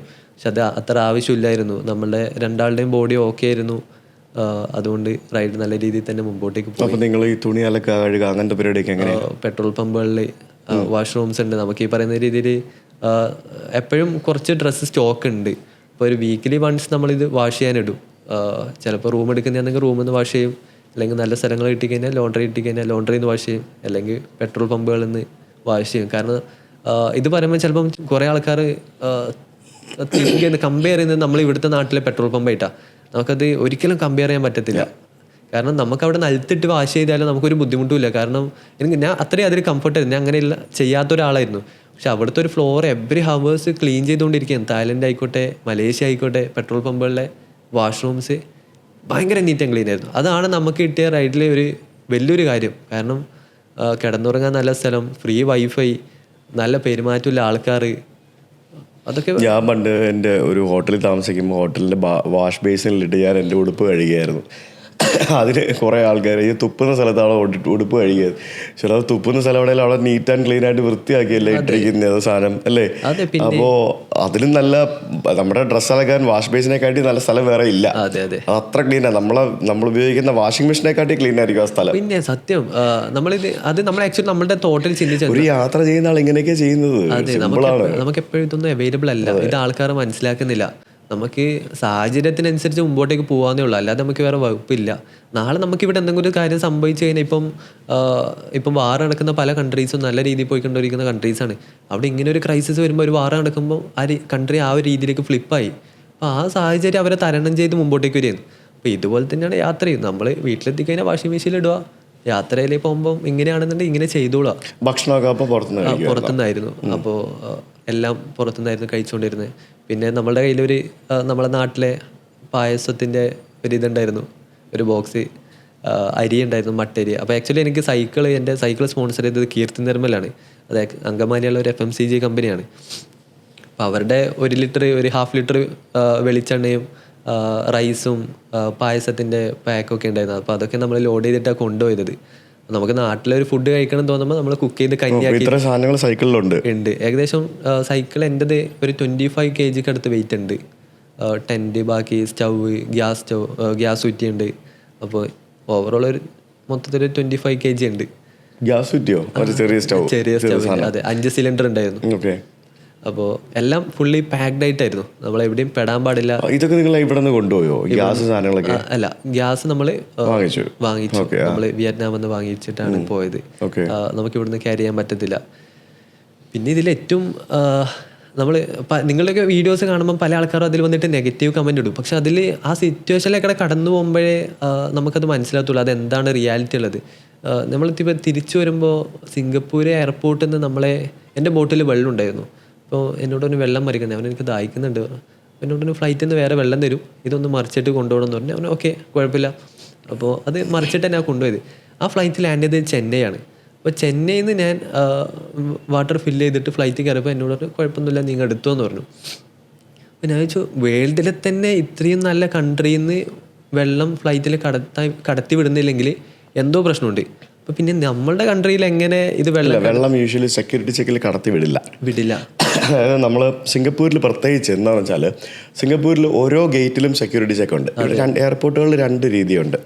നമ്മൾ കൊച്ചിയിലൊക്കെ പോകുമ്പോൾ എങ്ങനെ, നമ്മൾ ആദ്യം ചെല്ലുന്നു, നമ്മൾ ഇമിഗ്രേഷൻ ക്ലിയർ ചെയ്യുന്നു, നേരെ സെക്യൂരിറ്റി ക്ലിയറൻസ് കഴിഞ്ഞു, നമ്മൾ അകത്ത് പോകുന്നു. അകത്ത് പോയി കഴിഞ്ഞാൽ പിന്നെ അവിടെ നിന്ന് പിന്നെ ഒരു 20 ഗേറ്റ് ഉണ്ട്, 20 ഗേറ്റും അകത്താണ്, സെക്യൂരിറ്റി കഴിഞ്ഞിട്ടാണ്. സിംഗപ്പൂരിൽ അങ്ങനല്ല, ഓരോ ഗേറ്റിലും ആ സെക്യൂരിറ്റി. നീ ഇമിഗ്രേഷൻ കഴിഞ്ഞ അകത്തേക്ക് കയറുന്നത് ഒരു ഹാളിലേക്കാ അല്ലെങ്കിൽ ഒരു ഏരിയയിലേക്കാ, അവിടെ നിനക്ക് സെക്യൂരിറ്റി ചെക്ക് ഇല്ല. നീ വിമാനം കയറാൻ പോകുന്നത് 13-ാം നമ്പർ ഗേറ്റ് ആണെങ്കിൽ ആ 13-ാം നമ്പർ ഗേറ്റിന് വേണ്ടി മാത്രമായിട്ടൊരു സെക്യൂരിറ്റി ചെക്ക് ഉണ്ടാവും. അവിടെയാണ് നിന്റെ സെക്യൂരിറ്റി ചെക്ക് ചെയ്യുന്നത്. അതുകൊണ്ട് നീ ഇമിഗ്രേഷൻ കഴിഞ്ഞ് അകത്ത് കയറി ഷോപ്പിംഗ് ഏരിയയിൽ നിന്ന് നീ വെള്ളം വാങ്ങിച്ചു കഴിഞ്ഞാൽ ഈ സെക്യൂരിറ്റി ചെക്ക് കടത്തി അകത്തേക്ക് കൊണ്ടുപോകാൻ പറ്റില്ല, അൺലെസ് അത് ഡ്യൂട്ടി ഫ്രീയിൽ നിന്ന് വരുന്ന സീൽഡ് കവറിലാണെങ്കിൽ മാത്രം. അല്ലെങ്കിൽ കൊണ്ടുപോകാൻ പറ്റില്ല. അത് അവിടുത്തെ ഒരു പ്രശ്നമാണ്. പക്ഷെ ആ ഒരു സിസ്റ്റം ട്രാൻസിറ്റ് പാസഞ്ചേഴ്സിന് എളുപ്പമാണ്. നമ്മൾ പോയി ഇറങ്ങുമ്പോഴത്തേക്കിനും ഇപ്പം നമ്മൾ ഡൽഹി പോകുമ്പോൾ ട്രാൻസിറ്റ് എങ്ങനെയാണ്? നമ്മൾ പോയിട്ടുണ്ടോ ഡൽഹിയിൽ? ഇല്ല, പോയില്ല. എവിടെയാണ് ട്രാൻസിറ്റ് ചെയ്തിട്ടുള്ളത്? ബോംബെ വരെയൊക്കെ ട്രാവൽ ചെയ്തിട്ട്. ബോംബെയിൽ ഇവിടെ നിന്ന് നമ്മൾ ബോംബെ പോയി ഇറങ്ങിയിട്ട് വേറെ വിമാനം കയറണമെന്നുണ്ടെങ്കിൽ ബോംബെയിൽ നമ്മൾ വിമാനം ഇറങ്ങിയിട്ട് നമ്മൾ പുറത്തിറങ്ങിയിട്ട് വീണ്ടും അകത്ത് കയറി വീണ്ടും സെക്യൂരിറ്റി ചെക്ക് കഴിഞ്ഞ് വീണ്ടും കയറി വരണം. മറ്റൊന്ന് പറയുമ്പം സിംഗപ്പൂർ എന്ന് പറയുമ്പം നമ്മൾ ഇവിടെ നിന്നൊരു വിമാനം പോയി ഇറങ്ങി നമ്മൾ ആ വിമാനത്തിൽ നേരെ എയർപോർട്ടിനകത്തേക്ക് ഈ പറഞ്ഞ ഫ്രീ സ്പേസിലേക്ക് ഇറങ്ങി വരുന്നത്. എന്നിട്ട് നിനക്ക് തൊട്ടപ്പുറത്തെ ഗേറ്റിൽ നിന്നാണെന്നുണ്ടെങ്കിൽ നേരെ അവിടെ ചെന്ന് അകത്തേക്ക് കയറാം സെക്യൂരിറ്റി ചെക്ക് കഴിഞ്ഞ്. അത് സെക്യൂരിറ്റി ചെക്ക് ചെയ്യാൻ വേണ്ടി പുറത്തിറങ്ങി പോകേണ്ട ആവശ്യമില്ല. അപ്പോൾ അത് ട്രാൻസിറ്റ് എളുപ്പമാക്കാൻ വേണ്ടി ചെയ്തൊരു സിസ്റ്റമാണ്. അപ്പോൾ അങ്ങനെയുള്ള സമയങ്ങളിൽ നമുക്ക് സെക്യൂരിറ്റി ചെക്കിലൂടെ നമുക്ക് ഈ വെള്ളം കൊണ്ടുപോകാൻ അലോ ചെയ്യില്ല. 100 ml കൂടുതലുള്ള ഒരു സാധനങ്ങളും കൊണ്ടുപോകാൻ സമ്മതിക്കില്ല. പെർഫ്യൂം ആണെങ്കിലും അവരെടുത്ത് മാറ്റുക. എത്ര വിലയുള്ള പെർഫ്യൂം ആണെങ്കിലും അത് 100 ml മേലെയാണെങ്കിൽ അവരെടുത്ത് മാറ്റും. ഡിയോഡറൻ്റ് ആണെങ്കിലും മാറ്റും. ആകെ അവർ സമ്മതിക്കുന്നത് ബ്രസ്റ്റ് ഫീഡിങ് ചെയ്യുന്ന ആളുകൾക്ക് അല്ലെ കുഞ്ഞു കുട്ടികൾ ഉണ്ടെന്നുണ്ടെങ്കിൽ they will allow them to carry a few water bottle or something whatever it is. അതല്ലാതെ ഒരു കൺസിഡറേഷൻ ചെയ്യില്ല. ഞാൻ ആക്ച്വലി ചെന്നൈ എത്തിയപ്പോൾ ഞാൻ അപ്പോൾ ചിന്തിച്ചു, അവിടുന്ന് ചെന്നൈയിൽ നിന്ന് ഇവർ കടത്തി വിട്ടു വെള്ളം. എൻ്റെ കുപ്പിയിൽ വെള്ളം ഇല്ലായിരുന്നു, കാരണം ഓൾറെഡി ഞാൻ ബ്ലാങ്ക് ആക്കി വെച്ചിട്ടാണ് കയറ്റിയത്. അപ്പോൾ ചെന്നൈ എത്തിയപ്പോൾ ഇവരെല്ലാവരും വെള്ളം അടക്കം കയറ്റി വിടുന്നുണ്ടായിരുന്നു.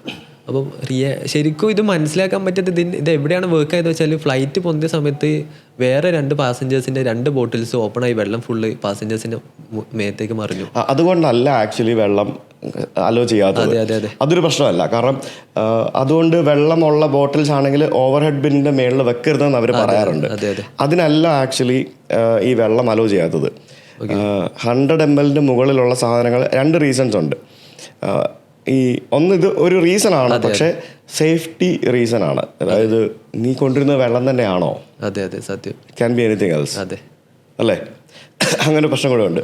ചില എയർപോർട്ടുകളിൽ നമ്മുടെ കുപ്പിക്കകത്ത് വെള്ളം ഉണ്ടെന്നുണ്ടെങ്കിൽ അത് കുടിച്ച് കാണിക്കാൻ പറയും. കുടിച്ച് കാണിച്ച് കഴിഞ്ഞാൽ അവർ കൊണ്ടുപോകാൻ സമ്മതിക്കും. ചില സ്ഥലത്ത് അവർക്കൊരു മെഷീൻ ഉണ്ട്, അതിലേക്ക് വെച്ച് കഴിഞ്ഞാൽ അവർക്ക് അറിയാൻ പറ്റും ഇത് വെള്ളമാണോ വേറെ എന്തെങ്കിലും ഹാംഫുൾ മെറ്റീരിയൽ ആണോ എന്നൊക്കെ അറിയാൻ പറ്റും. അങ്ങനെ യൂഷ്വലി അങ്ങനെ ഇപ്പം അങ്ങനെയാണെന്നുണ്ടെങ്കിൽ നമുക്ക് സെക്യൂരിറ്റി ചെക്ക് കഴിഞ്ഞാൽ അകത്ത് കയറിയിട്ട് വിമാനത്തിൽ കയറുന്നതിന് മുമ്പ് വെള്ളം വാങ്ങിച്ചിട്ട് കയറാമല്ലോ. സത്യം.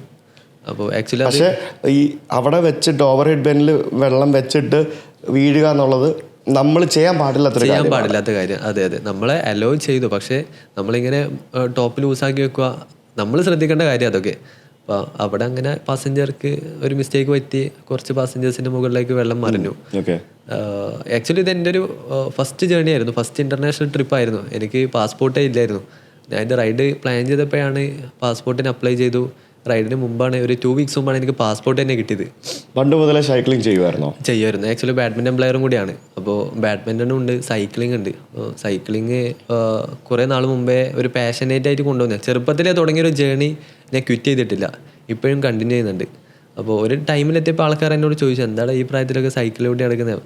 ഞാൻ പറഞ്ഞു, സൈക്കിള് എൻ്റെ ഇഷ്ടമാണ്, ഇത് ചവിട്ടണോ വേണ്ടുള്ളത്. പിന്നെ എനിക്കിത് ഉപയോഗിച്ച് യാത്ര ചെയ്യാൻ പറ്റുന്നുണ്ട്, എൻ്റെ ഹെൽത്തിന് നല്ലതാണ്. ഞാൻ കളിക്കാൻ പോകുമ്പോഴും വരുമ്പോഴും 2 സൈഡ് 24 കിലോമീറ്റേഴ്സ് ഉണ്ട്. അത് ഞാൻ സൈക്കിൾ ചെയ്തിട്ടാണ് വരുന്നത്. എടുത്തില്ല, സൈക്കിൾ ഇങ്ങോട്ടേക്ക് എടുക്കുന്ന ചോദിച്ചു, എടുത്തില്ല. വേറൊരു ദിവസം എന്തായാലും ഇങ്ങോട്ടേക്ക് എടുത്തിട്ട് വരാം. അപ്പോൾ ഭയങ്കര ഒരു ഹെൽത്തിനും എനിക്ക് ബെനിഫിറ്റ് ഉണ്ട്. എൻ്റെ മെൻ്റലി ഞാൻ ഭയങ്കര ഓക്കെയാണ് സൈക്കിളിൽ ട്രാവൽ ചെയ്യുമ്പോൾ. കാരണം കുറേ കാഴ്ചകൾ കാണാൻ പറ്റും. നമുക്ക് ബൈക്കിലോ ബസ്സിലോ ട്രാവൽ ചെയ്യുന്ന പോലെയല്ല സൈക്കിളിൽ ട്രാവൽ ചെയ്യുമ്പോൾ. നമുക്ക് പക്ഷേ വേണ്ടത് ഒരു മൈൻഡ് സെറ്റാണ്. മൈൻഡ് സെറ്റ് ഉണ്ടെങ്കിൽ നമുക്ക് എവിടെ വേണമെങ്കിൽ പോകാൻ പറ്റും. ഞാനിപ്പോൾ അത് പ്രൂവ് ചെയ്തെടുത്തു എൻ്റെ കാര്യത്തിൽ. അപ്പോൾ എനിക്ക് മനസ്സിലായി എന്നെ. അപ്പോൾ സിംഗപ്പൂർ കഴിഞ്ഞു. സിംഗപ്പൂർ ചെന്നിട്ട് സിംഗപ്പൂരിൽ നിന്ന് പിന്നെ നേരെ ബാക്ക് ടു ഇന്ത്യ ആയിരുന്നു. ആക്ച്വലി അത് ബാലി ഉണ്ടായിരുന്നു. ബാലിയിലേക്ക് നമ്മൾ സിംഗപ്പൂരേക്ക് എൻ്റർ ചെയ്യുമ്പോൾ അവർ പറഞ്ഞു റിട്ടേൺ ഫ്ലൈറ്റ് ഇല്ലാതെ കടത്തി വിടൂല പറഞ്ഞു. അപ്പോൾ നമ്മളുടെ പ്ലാന് ഷിപ്പ് എടുത്തിട്ട് 14 hours ഉണ്ട് ടോട്ടൽ ഷിപ്പിന് കയറിയിട്ട് പോകാൻ. അപ്പം വീക്കിലി വൺസാണ് കിട്ടുന്നത്. അപ്പം അത് അവിടെ ബാലിക്ക് ഷിപ്പ് ഉണ്ടായിരുന്നോ? ജക്കാർത്തയിലേക്കാണ്. അവിടുന്ന് പിന്നെയും 1000 kilometers ബാലിയിലേക്കുണ്ട്. ജക്കാർത്ത, ജാവ അതുവഴി. അപ്പം അവിടെ ഈ പറയുന്ന രീതിയിൽ നമ്മളെ സിംഗപ്പൂർ ബോർഡറിനാണ് ആക്ച്വലി നമ്മൾ അവിടത്തേക്കുള്ള റൂം തന്നെ ബുക്ക് ചെയ്തത്. നമ്മൾ ബോർഡർ എത്തുന്നതിന് മുമ്പേ നമ്മളെ കുറേ ആൾക്കാർ ഇൻഫോം ചെയ്തു, ഇങ്ങനെ ചിലപ്പം റിട്ടേൺ ഫ്ലൈറ്റ് ഇല്ലാതെ കയറ്റത്തില്ല, നിങ്ങളെ ടൈം വേസ്റ്റ് ചെയ്യില്ല, പെട്ടെന്ന് എടുത്തിട്ട് കയറിക്കോന്ന് പറഞ്ഞു. അപ്പോൾ റിട്ടേൺ ഫ്ലൈറ്റ് എടുത്തു വെച്ചു. എന്നാൽ ഓക്കെ ക്യാൻസൽ ചെയ്യാമെന്ന് വിചാരിച്ചിട്ട്. അപ്പം ബോർഡർ എത്തിയപ്പോൾ നമുക്ക് ഈ പറയുന്ന രീതിയിൽ റിട്ടേൺ ഫ്ലൈറ്റ് കാണിച്ചപ്പോൾ നമ്മൾ ഓക്കെ കയറിക്കോന്നു. പക്ഷേ നമ്മൾ ബുക്കിംഗ് എടുത്തില്ലായിരുന്നു, ഹോട്ടൽ ബുക്കിംഗ്. നമ്മൾ വേറെ ആളുടെ സ്റ്റേയിൽ നിൽക്കാനാണ് പ്ലാൻ ചെയ്തത്.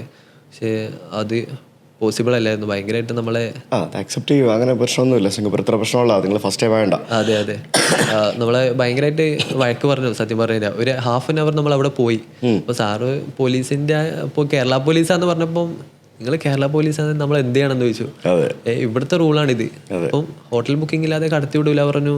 അപ്പോൾ ഓക്കെ. അപ്പം നമ്മൾക്ക് ഈ അറൈവൽ കാർഡ് ഉണ്ടല്ലോ അവിടെ സിംഗപ്പൂർ. അപ്പോൾ അറൈവൽ കാർഡ് എടുത്തെന്നാൾ പറഞ്ഞത് അതിൽ അറ്റാച്ച് ചെയ്തിട്ടുണ്ട് പറഞ്ഞു. പക്ഷെ അവർക്ക് സ്കാൻ ചെയ്യുമ്പോൾ കാണാൻ പറ്റുന്നില്ല. അറൈവൽ കാർഡിൽ ആക്ച്വലി നമ്മൾ അവിടെ എവിടെയാണോ സ്റ്റേ ചെയ്യുന്നത് ആ സ്റ്റേ ചെയ്യുന്ന ഡീറ്റെയിൽസ് ഉണ്ടാവും. നിങ്ങൾക്ക് വിസ എടുത്തു തന്നത് നിങ്ങളെടുത്താണോ അവിടെയുള്ള ആൾ എടുത്തു തന്നതാണോ? ഇവിടെ നാട്ടിൽ നിന്ന് ഒരാൾ എടുത്തു തന്നതാണ്. ഓക്കെ. അപ്പോൾ അവിടെയുള്ള അറൈവൽ കാർഡ് ഫില്ല് ചെയ്യുമ്പം നമ്മൾ അവിടെ എവിടെയാണ് സ്റ്റേ ചെയ്യുന്നത് എന്നുള്ള അറൈവൽ കാർഡിൽ ഓൾറെഡി കൊടുക്കും. അപ്പോൾ അത് നമുക്ക് പ്രൈവറ്റ് ഹൗസ് ആണോ ഹോട്ടലാണോ എന്താണെന്നുള്ളത് നമ്മൾ അറൈവൽ കാർഡിൽ കൊടുത്തിട്ടുണ്ടാവും ഓൾറെഡി. ഓക്കെ. നമ്മൾ ആക്ച്വലി ഹോട്ടൽ ബുക്കിംഗ് ഒരു ഡമ്മി ബുക്കിംഗ് ആയിരുന്നു കാണിക്കാൻ നിന്നേ. അപ്പോൾ ആളപ്പം നോക്കുമ്പോഴത്തേക്ക് ആ ഹോട്ടലിൻ്റെ ആഡ് ചെയ്തിട്ടില്ല, അറൈവൽ കാർഡ് മാത്രമേ അപ്ലൈ നമുക്ക് തന്നിട്ടില്ലായിരുന്നു.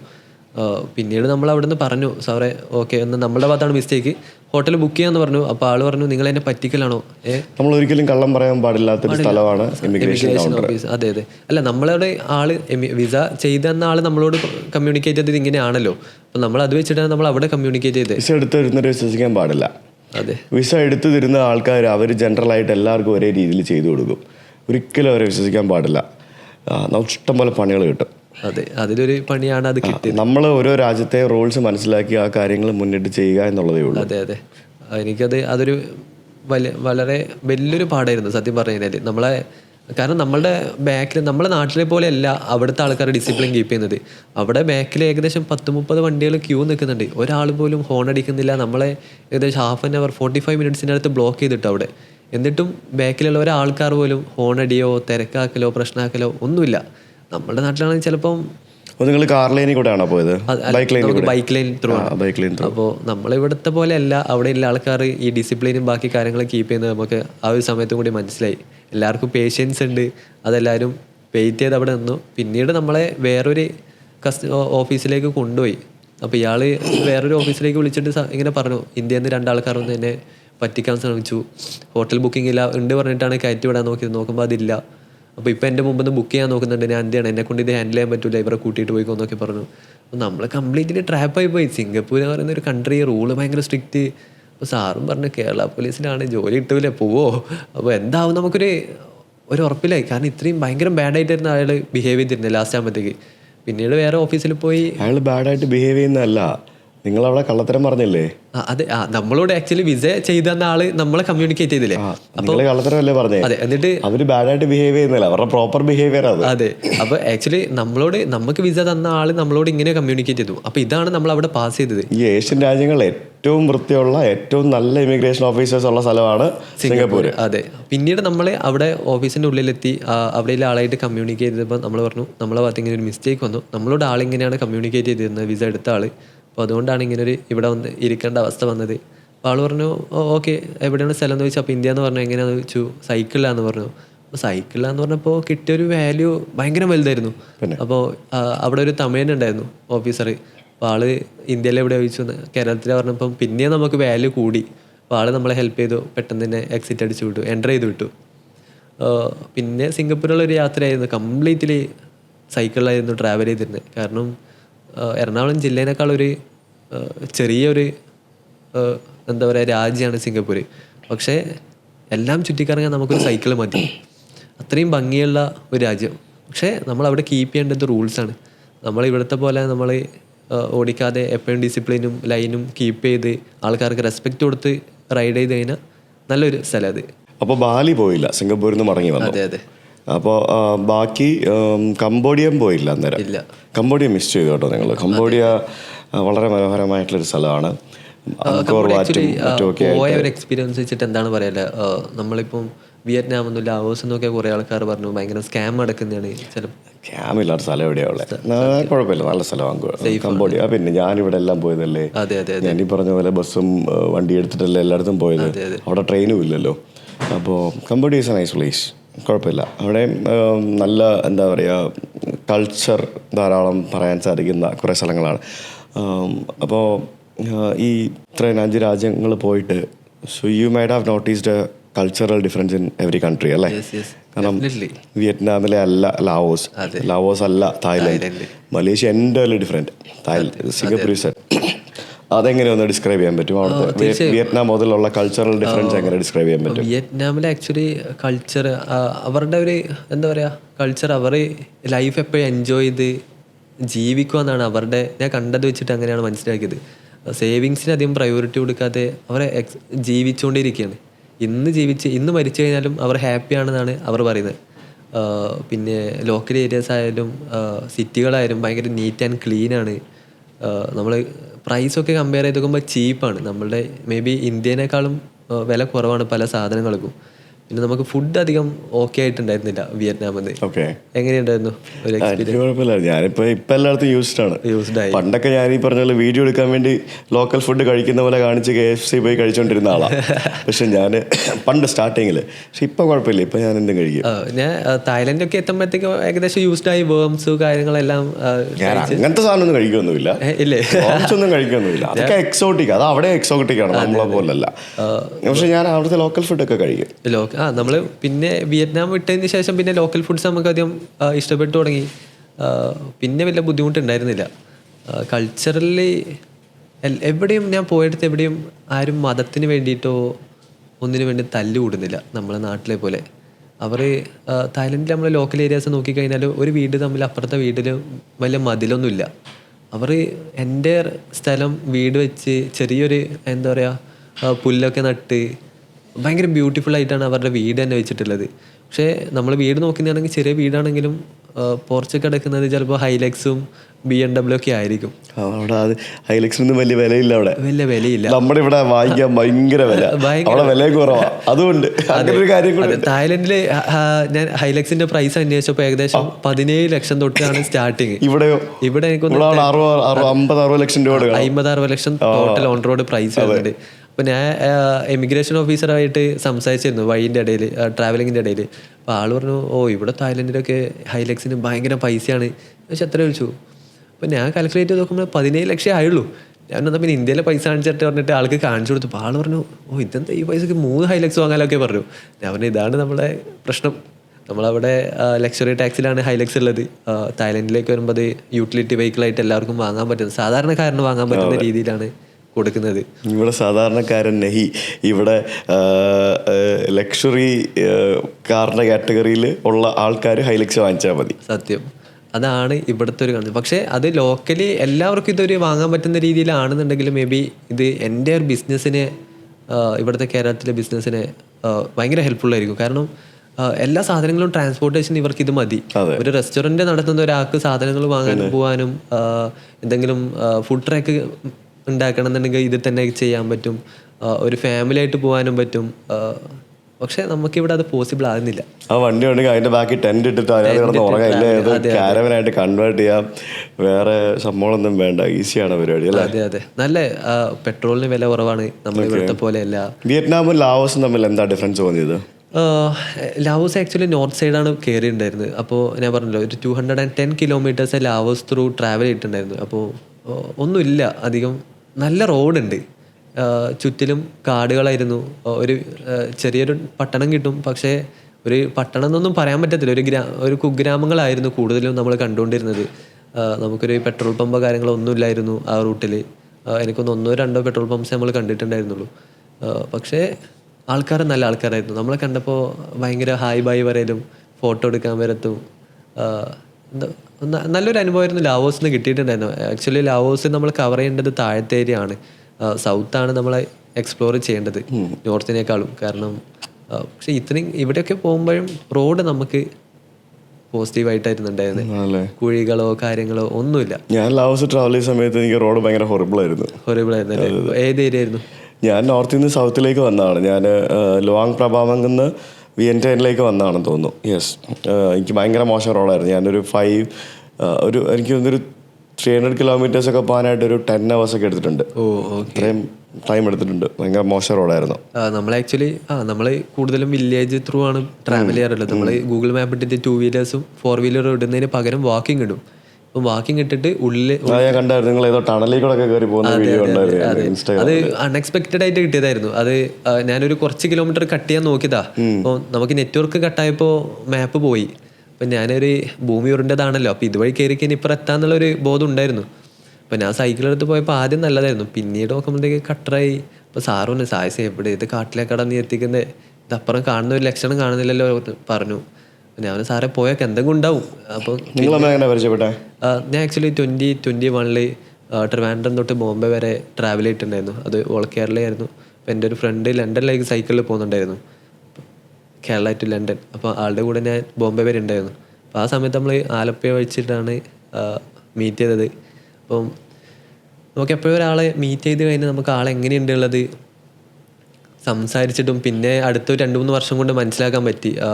എന്താ പറയുക, ആളുടെ സ്റ്റാറ്റസ് കാണുമ്പോഴും ആൾക്ക് ഇതന്നെയാണ് ഒരു പാഷൻ എന്ന് മനസ്സിലാക്കാൻ പറ്റി. പിന്നീട് ഞാൻ ആലപ്പുഴയിലേക്കൊരു സൈക്കിളെടുത്ത് പോകാൻ സാറിനെ വിളിച്ചപ്പോഴാണ് സാറിനെ നമുക്കൊരു ഇൻ്റർനാഷണൽ ട്രിപ്പ് പോയാലോ പ്ലാൻ ഉണ്ടോ ചോദിച്ചു. ഞാൻ പറഞ്ഞു എനിക്കൊരു പ്ലാൻ ഉണ്ടായിരുന്നു, പക്ഷേ മ്യാൻമാർ ബോർഡറിൻ്റെ ഇഷ്യൂ ഇല്ലതുകൊണ്ട് ഞാൻ അത് സ്കിപ്പ് ചെയ്തു. എന്നാൽ പിന്നെ നമുക്ക് ഇങ്ങനെ ഒരു പ്ലാൻ ഉണ്ട്, പോയാലോ പറഞ്ഞു.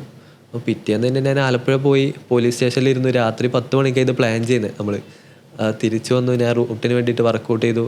ഒരു 1 month എടുത്ത് റൂട്ട് വർക്കൗട്ട് ആവാൻ. സാറ് ഒരു സൈഡിൽ നിന്ന് ലീവ് കൊടുത്തു. എന്നാൽ അത് ഇത്രയും 3 month ലീവ് സാങ്ഷൻ ആവാൻ കുറച്ച് ടൈം എടുത്തിരുന്നു. ഗവൺമെൻറ്റിൽ നിന്നാണല്ലോ ലീവ് വരേണ്ടത്. അപ്പോൾ അങ്ങനെ എല്ലാം പോസിറ്റീവായിട്ട് വന്നു. എല്ലാ സൈഡിൽ നിന്നുള്ള സപ്പോർട്ടും നല്ലതായിരുന്നു. അങ്ങനെ യാത്ര സ്റ്റാർട്ട് ചെയ്ത്.